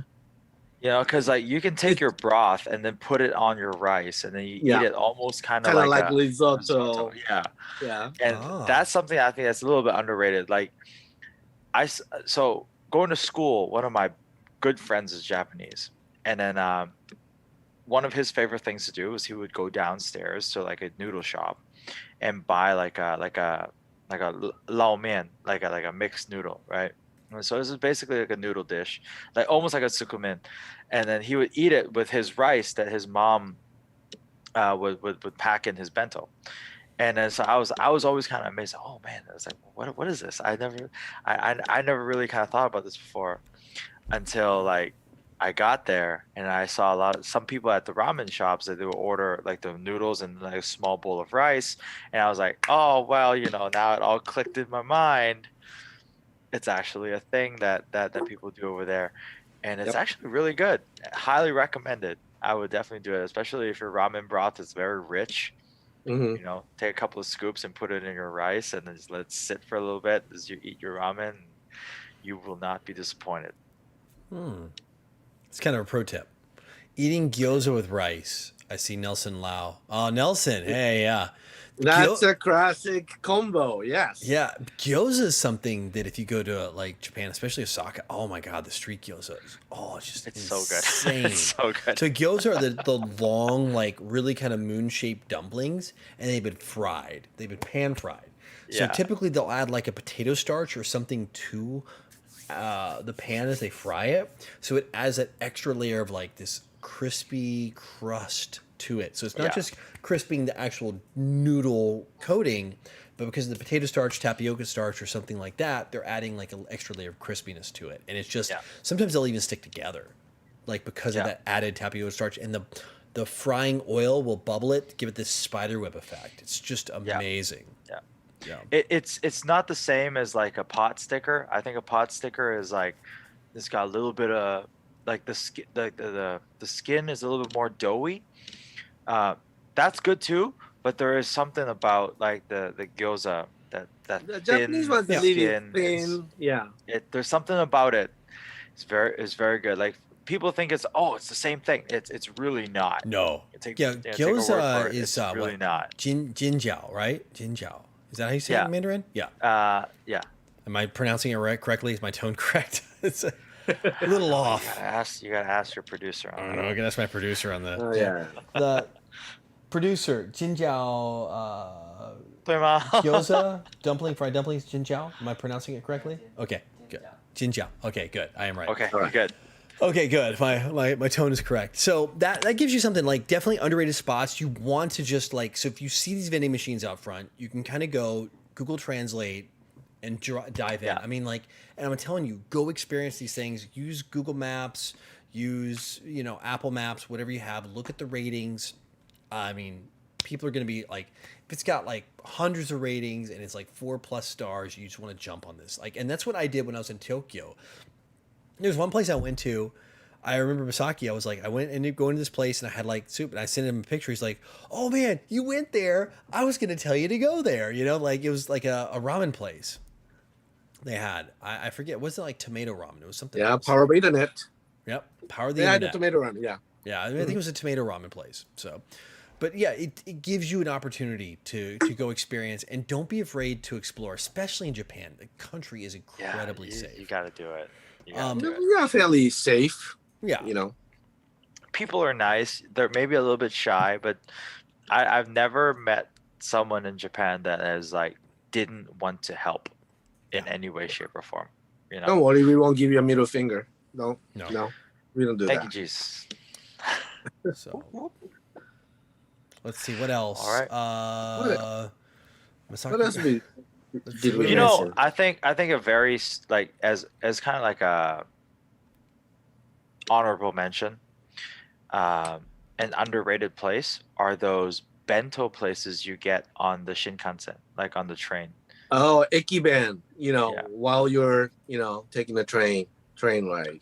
Like you can get these bentos, before you get on the train, and I Mhm. swear to God, there's so many different ones, and it's so delicious. we even had that here in Taiwan. The train bento. Hard choice. Yeah, the Yeah, train actually, bentos. Taiwan bento is pretty good Mhm. on the express. Yeah, the Taiwan Taiwan Railway bento. It's Yeah. very famous to pre-order your bento before you hop on the high-speed rail here. Which, of course, I mean, a lot of the like it's interesting in Taiwan. I mean, we're talking about Japan, but Taiwan actually takes a lot because of the Japanese. Japanese ruled over Taiwan for so many years, and there's still like this reverence and still this influence. Yeah. influence of Japanese culture, and it's stuck with the culture here in Taiwan. So there's a lot of things that happen in Japan that the Taiwanese will take and use and make it their own Taiwanese flavor of it. Yeah, and high-speed rail, the railway bento, those are all things, and they're just so amazing. It's a very different bento box, but it's still awesome in its own way. Yeah, for sure, man. Like, By the way, that's something I've also wanted to try. Slurping Go ahead. ramen. Herman was asking, is that still a thing? I can almost speak to this, but I'm gonna let Masaki take it. Yeah. Well, sloping noodle is not something that we're not, we can. It's not the bad manner. So it's not bad Something manners. You can take your we noodles and be like, and just Yeah, slurp noodles. Totally cool. totally all right. Oh, interesting. So You don't do it with the Yes. pasta, but yeah, you don't do it. Yeah, Italian pasta, but so you can. traditional, like udon, soba noodle, ramen. Those are all right. Udon, cold soba. Oh, you're killing me. We can't even talk about this right now. Dude, the moment you say udon, all I'm thinking about is those small cafeterias in Shinsaibashi area, or like right down in like downtown Where you get all Namba the in fried- Osaka. The fried bits, all the fried stuff that goes with the my udon. God. Yeah. Oh It's my like gosh. 100. It's like 200 yen, 180 yen. It's just like it's like a udon, and then like a piece of like fried like the tofu on top. That's it, and it's so good. How do I not have a photo of this? Oh my gosh. So yeah, It's so good. It's like all like you get like fried shrimp, fried eggplant, fried everything. And you go down the Tempura. line, you order your udon from the first station, Yeah. how you want it. There's like 10, 20 different ways. And then you go down the line and they have all the fried food. Just as you move down a cafeteria line, you have a tray. And you just Yeah. have tongs and you're just like, okay, I want I'll this, I pick want in this. whichever. You load up. Yeah. And then at the very end, the girls or the guy standing there like, okay, looks at your tray, is like, okay, you owe me this. And everyone has its price, so you know exactly what Yeah. you're paying. Yeah. But yeah, that's like so good. Oh my gosh, I want that now. So bad. Speaking of all this fried stuff and this kind of tempura thing, I have to say, I have to contribute this to Masaki. He's changed my life because he introduced me to like avocado tempura. Oh And God. this is this is it was a life-changing experience because I was like, why didn't anybody think about this sooner? Do I have a It was photo so of this good. or no? Nothing. I don't. So Okay. I have like a he took me to this apparently it was kind of like a local joint, right? And it was like a kind of like uh, a chill tempura plate, a chill tempura joint. And and one of their things was like they had pieces of corn that they would slice and it was a full like section of corn, and then like one was like a quarter piece of avocado tempura. I was like, why didn't anybody think about this earlier? Because this is With the little awesome. sprinkle of salt. And Yes, it's so good. It's fatty. Let's just go ahead and fry it, make it worse, and make it better. Mhm. It's so good. It was I was eating this and we had a beer and we did a lot of walking that day because we came back from Kyoto, right? Like it was like a lot of walking. It was like Yeah. this is All perfect. I've got is this photo of fried food from you guys. So that's all I have. Oh, it's kushikatsu. Yeah, Kushikatsu. Okay. that's a local Osaka local. Oh yeah, Let's see, that was lotus really root. good. These are eggs, I'm guessing. Everything in that skewed food. That was really good. And they have Yeah. like a tub of like sauce that's soy sauce based, and you're Yeah. supposed to dip it in there only one time. You dip it in there, you Uh-huh. pull it out, and you eat it. And it's kind of like a communal, no double dipping kind of a thing. And No it double was- dipping. Wow, it was so good. All right. And So, you eat it while it's still hot and having a beer or a highball. so we've hit all the underrated spots. Like we haven't even we haven't touched the underrated spots, but we got to kind of move on. We could Yeah. like we're at 2 hours now at this point almost. Yeah, I think we gotta get some questions Yeah, in. time to get some chat questions Yeah. in. So as Jono's looking for chat questions, hey everybody, do subscribe to the HoppedUp podcast on our HoppedUp podcast channel. Thank you, Ho Ching, for reminding us. Yeah, go subscribe there so we can get that channel all fleshed out, so we can do more things on that side, and we can flesh out the features and stuff over there, and we can start streaming over there, full time. Yeah, next week we promise. Yes, sir. It's like all the comments. Everybody's like commenting on our food. Let's see, kangaroo, kangaroo. Yeah, I've I had know. it before. Yeah. I've never seen that girl be so like adventurous with what she eats until she says kangaroo. And I'm like, Hmm? what? But you won't eat onion? I've had snake. I've had an ostrich, emu, snake, buffalo, beefalo, I have an alligator. alligator. Yeah. Yes. Yeah. Alligator's good. Alligator. Alligator Cajun ribs. food, alligator. Oh yeah. At this point, anything tastes like chicken. That is so true. That's so true. Let's see.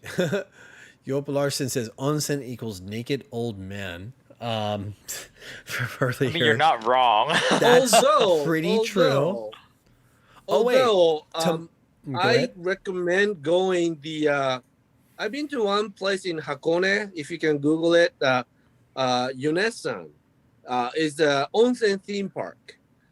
So you actually put the bathing suit and you get to have like many Theme different type of onsen Theme park. in Hakone. Yeah, onsen theme park.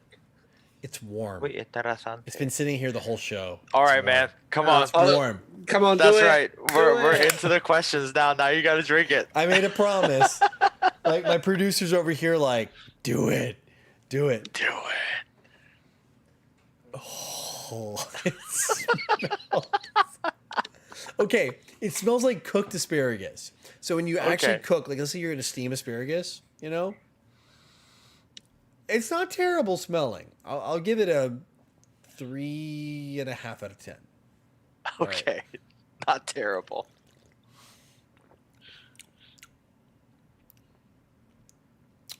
Does it taste like asparagus? In a What is weird way, yes.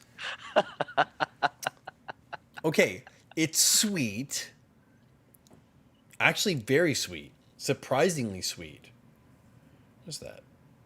88. This can has 88 calories, and all of it's from sugar. It has no, like, down in the nutrition facts, it's like literally fat, carbs, like the only thing is like carbs and sugar. Like, it's zero fat, zero protein, It's all like, and sodium's like crazy low at 42 for the whole can. It's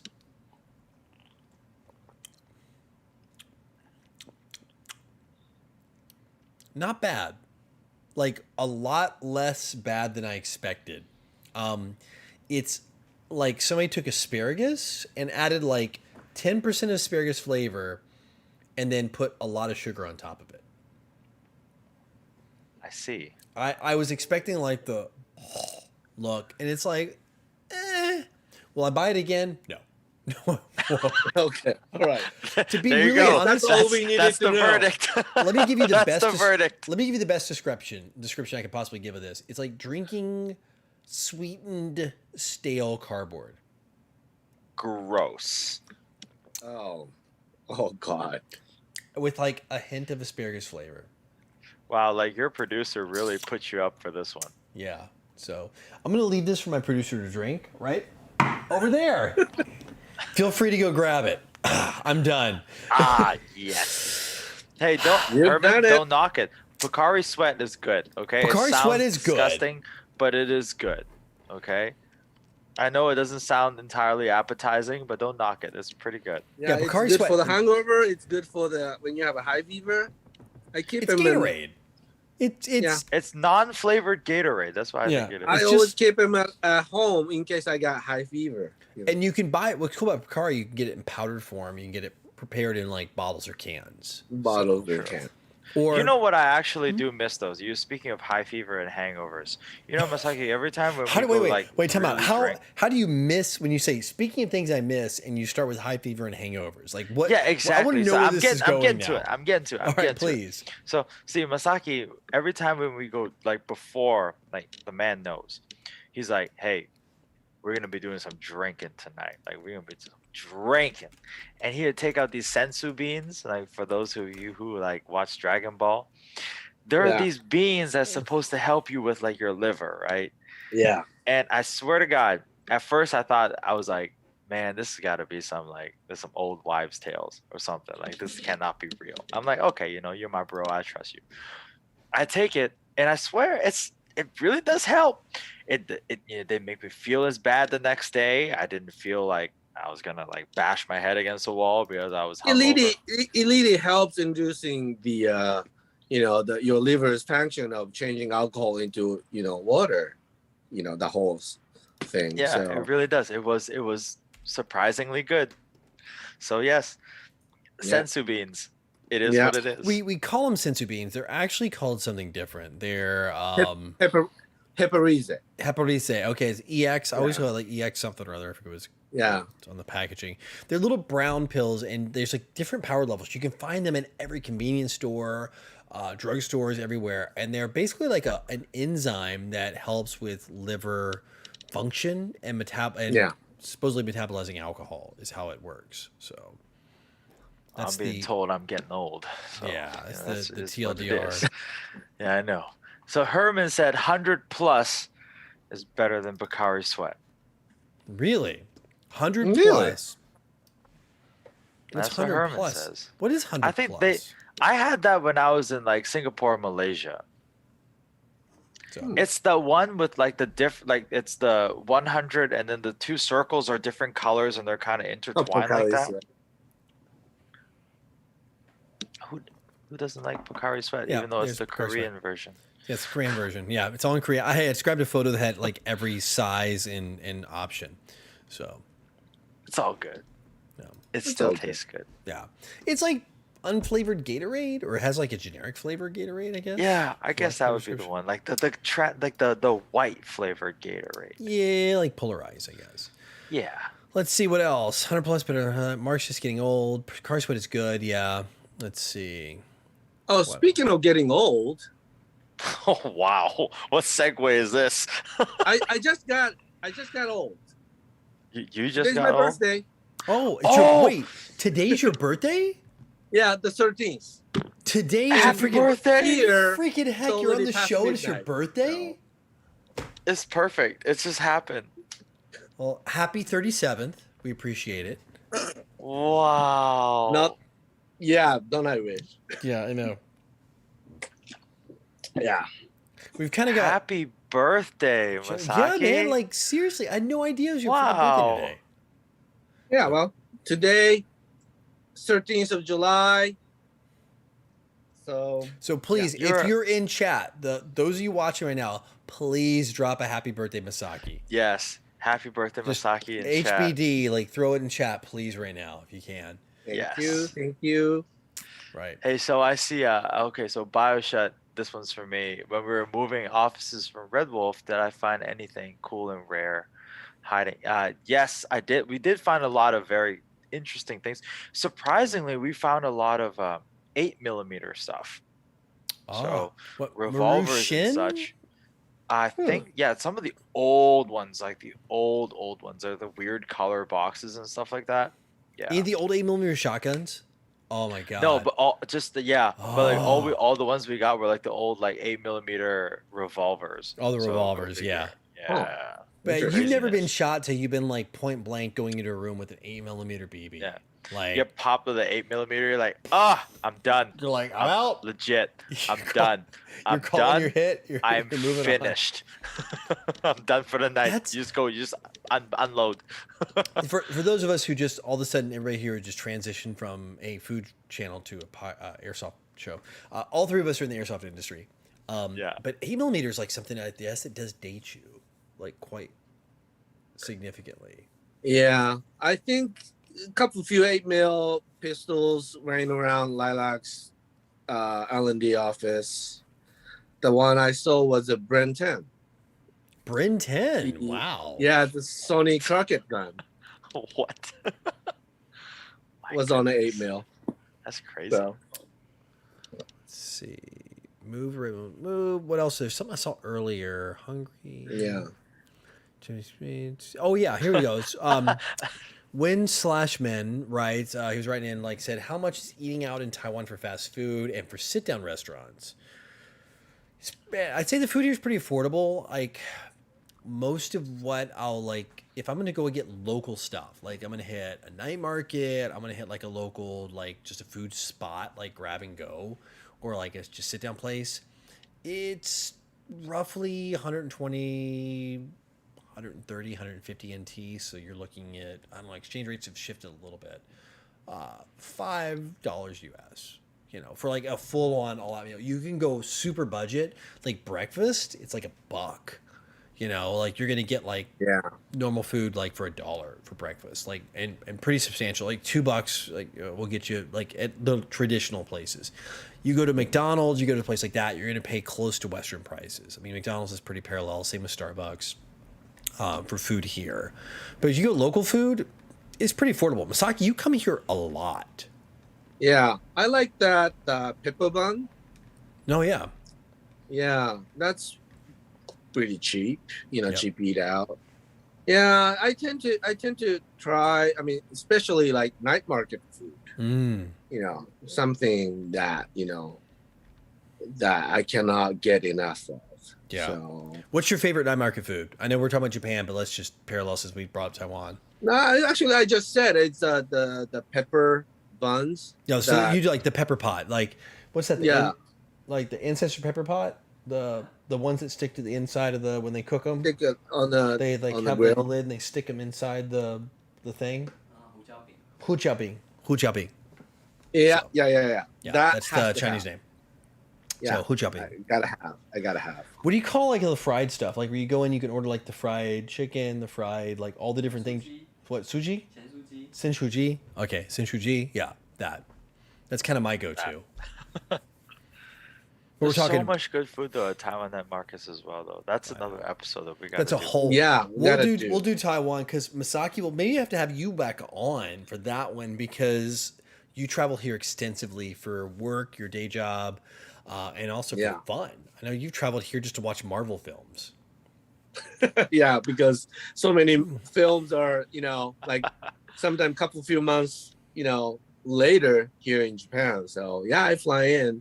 I give all the good excuse to go visit, place like G&G or VFC. Yep. But also, like I do it as, my weekend trip. So Yeah, because it's so close. It's like a trip. 3 or 4 hour flight. You get here.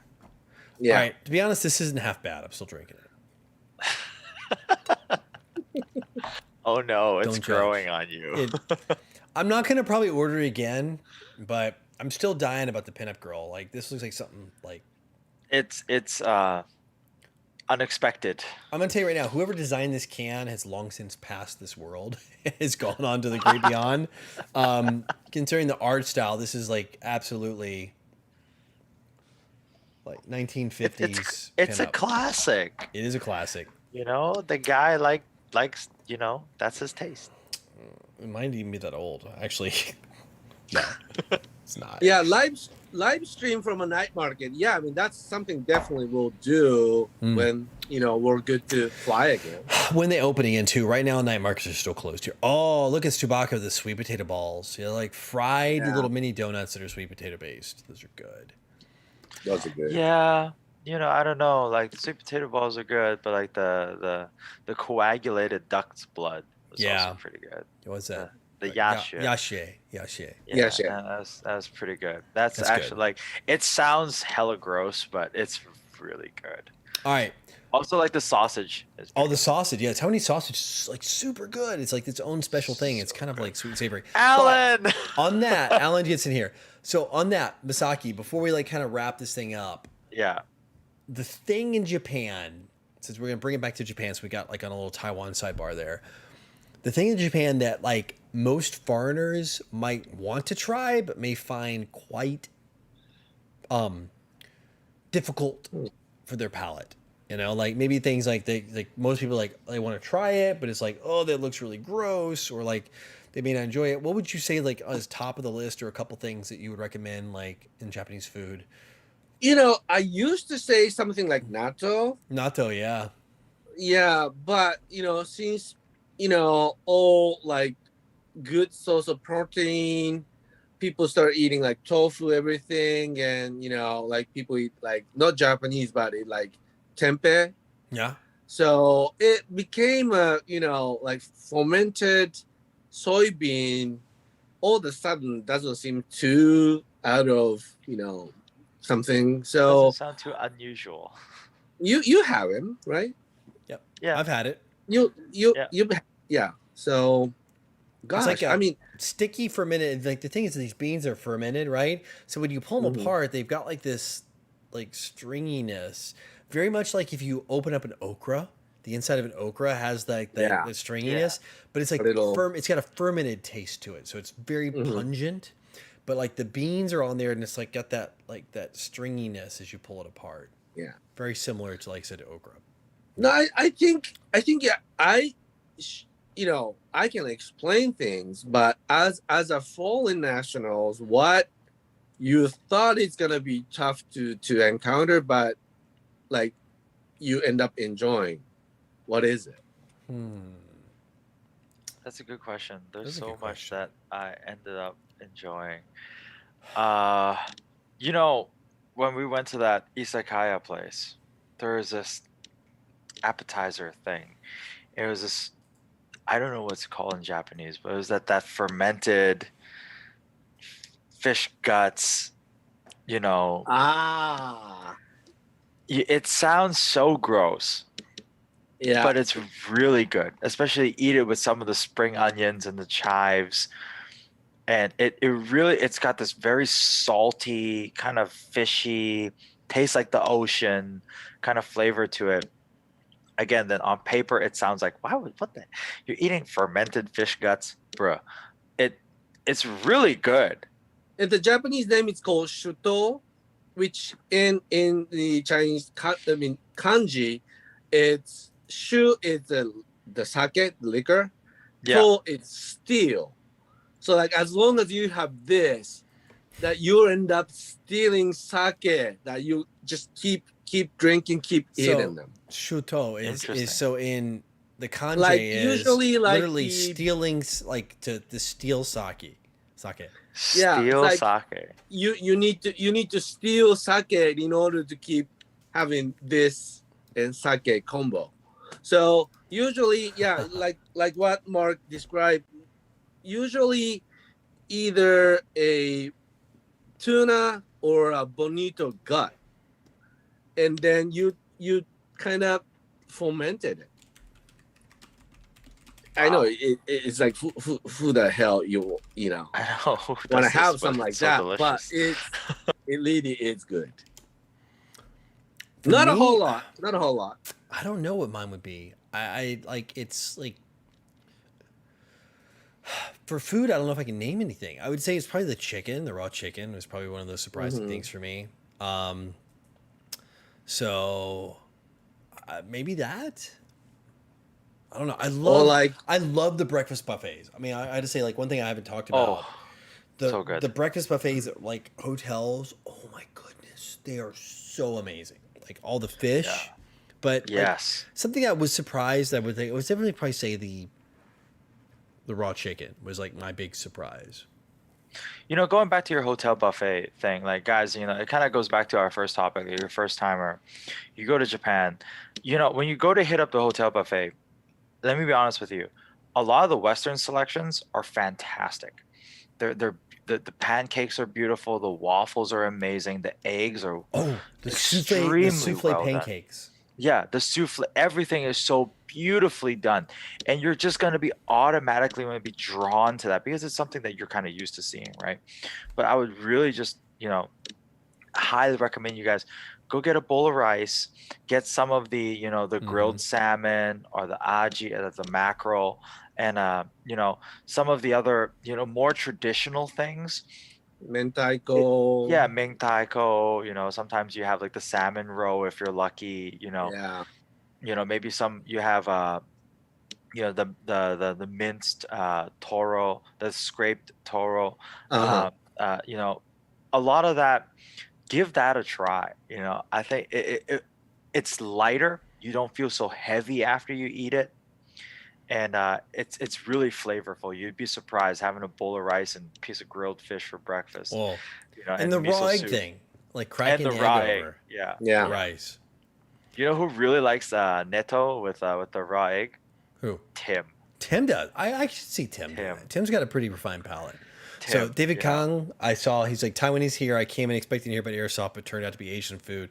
Yeah. So this actually podcast was like for those of you joining late was supposed to be on our new channel, which is the HoppedUp Yes. podcast, which is actually about food and culture and all that. But due to a 24-hour like once you open a channel, it takes 24 hours to like do a live stream. We put it here. It just made sense. So next week, if you want to, make sure that in the description box below, we have the link to the HoppedUp podcast channel, which is its own separate channel, which is actually based on like food, culture, lifestyle of different places around the world we traveled. We're using people in the airsoft industry that are our close friends and our personal experiences, but that's it. That said, pivoting back to airsoft, Luke Riot, what products are Leylex making for the VFC Humorex gas blowback MP7? Well, still. Oh, that's like so specific Yeah, to it's hyper. GBP It's hyper MP7. specific. Yeah. We are actually in the process of making more VFC Umarex based something, but cannot really like drop anything at the moment yet, just yet, because you know, God, I need to go some details. Yeah. We do think, in the theory, we think, okay, people may need this. People would probably like to have something like this when they play, when they customize it. And then when we, laid out all the possibility options, we kind of eliminate, oh, this is not marketable. This is not, we cannot find the comfortable price range or something. Then we go into the L&D, and sometimes it works, sometimes end up not not getting the result that we wish to have. And so then we kind of terminate the development and then move it on. So if I say it too early and give a kind of false signal, I was like, Lilacs is going to do this. Lilacs is going to do that. So when I kind of drop something over on like social media, this is something like that, pretty much like 80% done. Then, we're trying to finalizing the production or, some like last, final touch. But yes, we are thinking about it. We're doing some experiment, but that specific for MP7, I cannot say it just yet. All right, so nothing quite yet on that one. So Yeah. Any good field suggestions in Japan? So I see Tokyo Sauvage, I see Black Fox. Any others? I played a Sauvage. Yeah, the Tokyo Sabage Park is pretty nice. Sabage, sorry, my horrible pronunciation. Run by the Guns of First people, so that's where we've been hosting the Cool Credit site. Owners meeting. Really cool site. Yeah, I really like it. It's a good field, awesome layout. Yeah, I perfect size. like the Union group. They got the multiple field up there. So like when you have like massive crowd gathering, we go there. Yeah, and also a lot of indoor field that the one I still haven't got a chance to go. My colleague Ryan is been there many times. That one not too far from our office is that the one of the out of business Love Hotel turned into a He's been telling me about this too. turned into an indoor field. That's something that is really, Special. I've seen many, actually, as a field, I've been hearing many positive thing about it. Yeah. Alan said paddock. Oh, paddock. Yeah. That's another good shop, and also they got a pretty decent size of indoor field up on the third floor. By the way, Love Motels. Hang on, I gotta like take a real quick step back. I don't want to step on paddock, but for those of you who don't know what a love motel is, it sounds really bad. So if you have like a Western mentality view of it, but in like Japan and most of Asia, right, you have very limited space. So a lot of people into their extended years, like way beyond teenage years, that live with their families. So a love motel is a place where you can actually go with your girlfriend, even fiance. Yeah, you're with your parents, you're with your kids. You don't get to have. That's correct. Good you time. Don't have your personal space without interrupted or. It doesn't carry the same stigma, guys. No, it's not like like Stu's saying here, like the coin operated vibrating beds or anything like that. So, no. Damn, I kind of miss those. That's for another conversation. Joop Larson said, "How does a foreigner get to work with airsoft in Japan?" I think this is a interesting question. I think most people have in mind.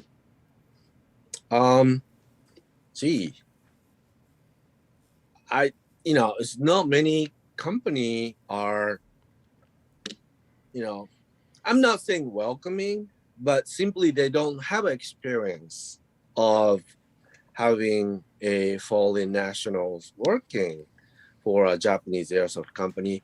One of the reason I think is that not many airsoft company in Japan, funny enough, they're not seeing overseas market as somewhere that they want to go.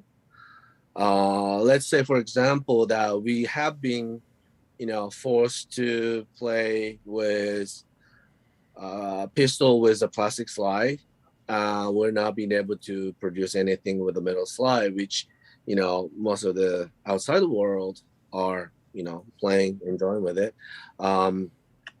Also, licensing issue. Some of you may aware that, getting a proper license, getting proper IP of the manufacturing airsoft is becoming a big thing.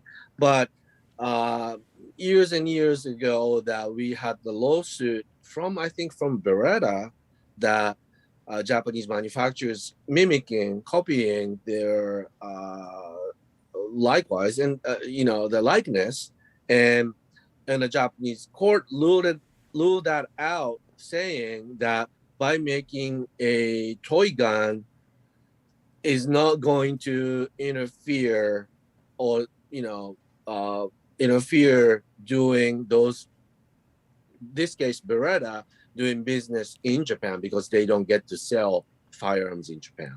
So that sort of little twisted case rule was done years ago. So the Japanese domestically, Japanese manufacturers don't really need to go into a serious licensing discussion. So, but once you start exporting it, that's not okay.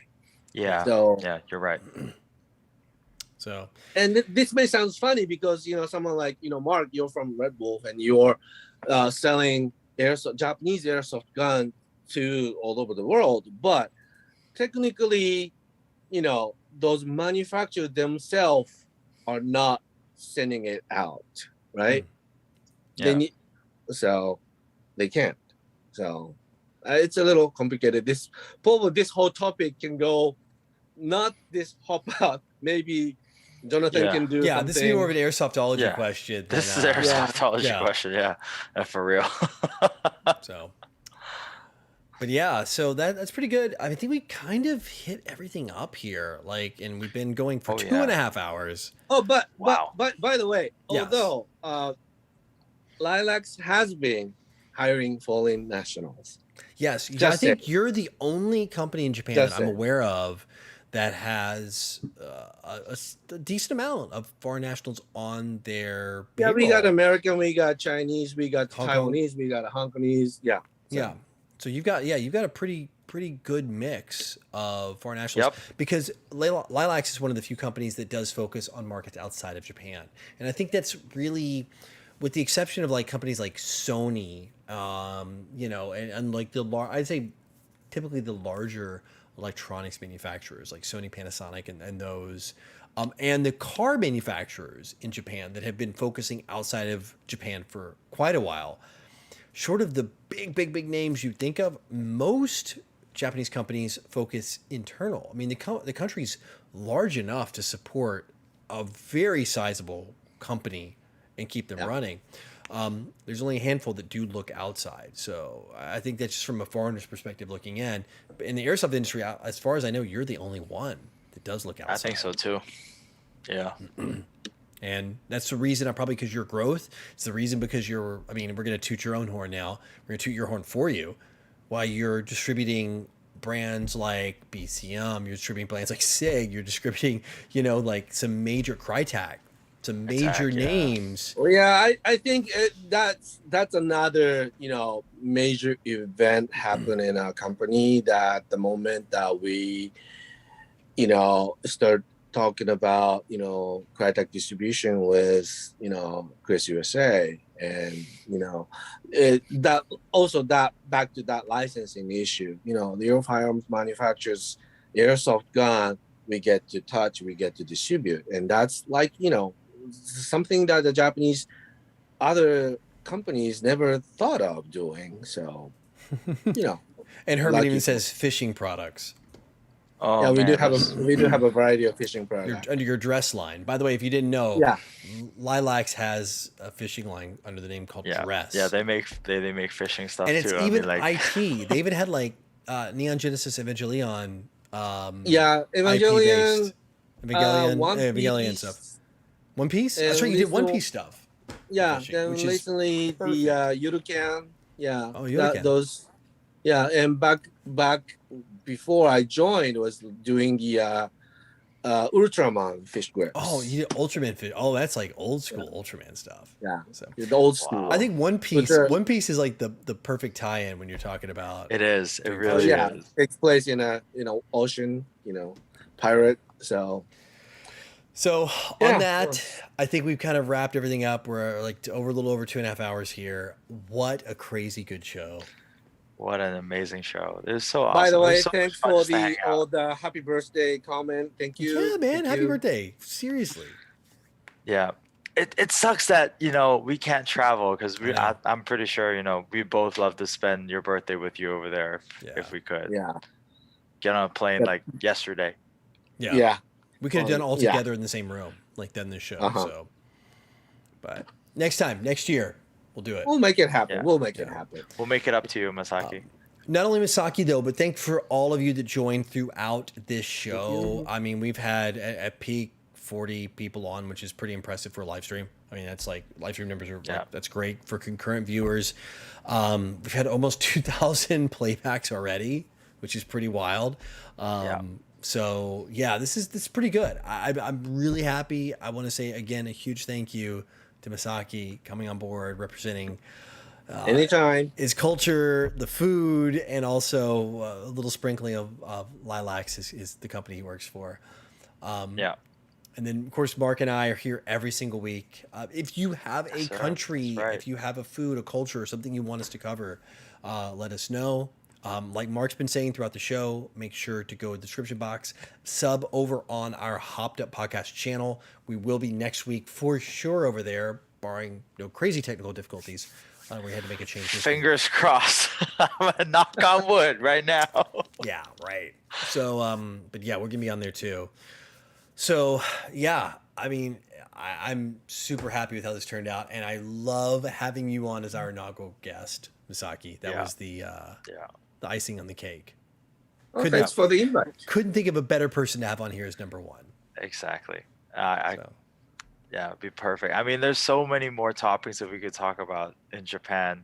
We can get region specific. We can get even seasonal specific. There's so many things. and Well, I we mean, But I think Monday as night a- works perfect for me. Yeah. As a Yeah. 10,000 foot above view, I think this is a great introduction, for people who want to go there as soon as when COVID travel restrictions are lifted. So big thanks to you, giving us the local perspective of what.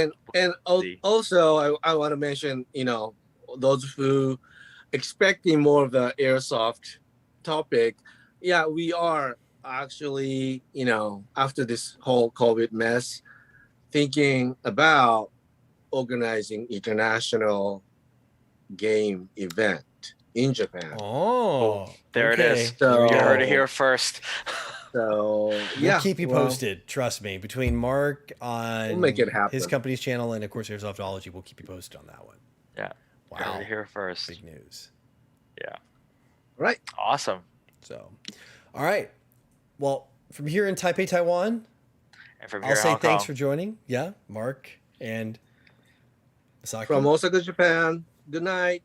All right. Oyasumi. See you guys and gals next week on have a good one.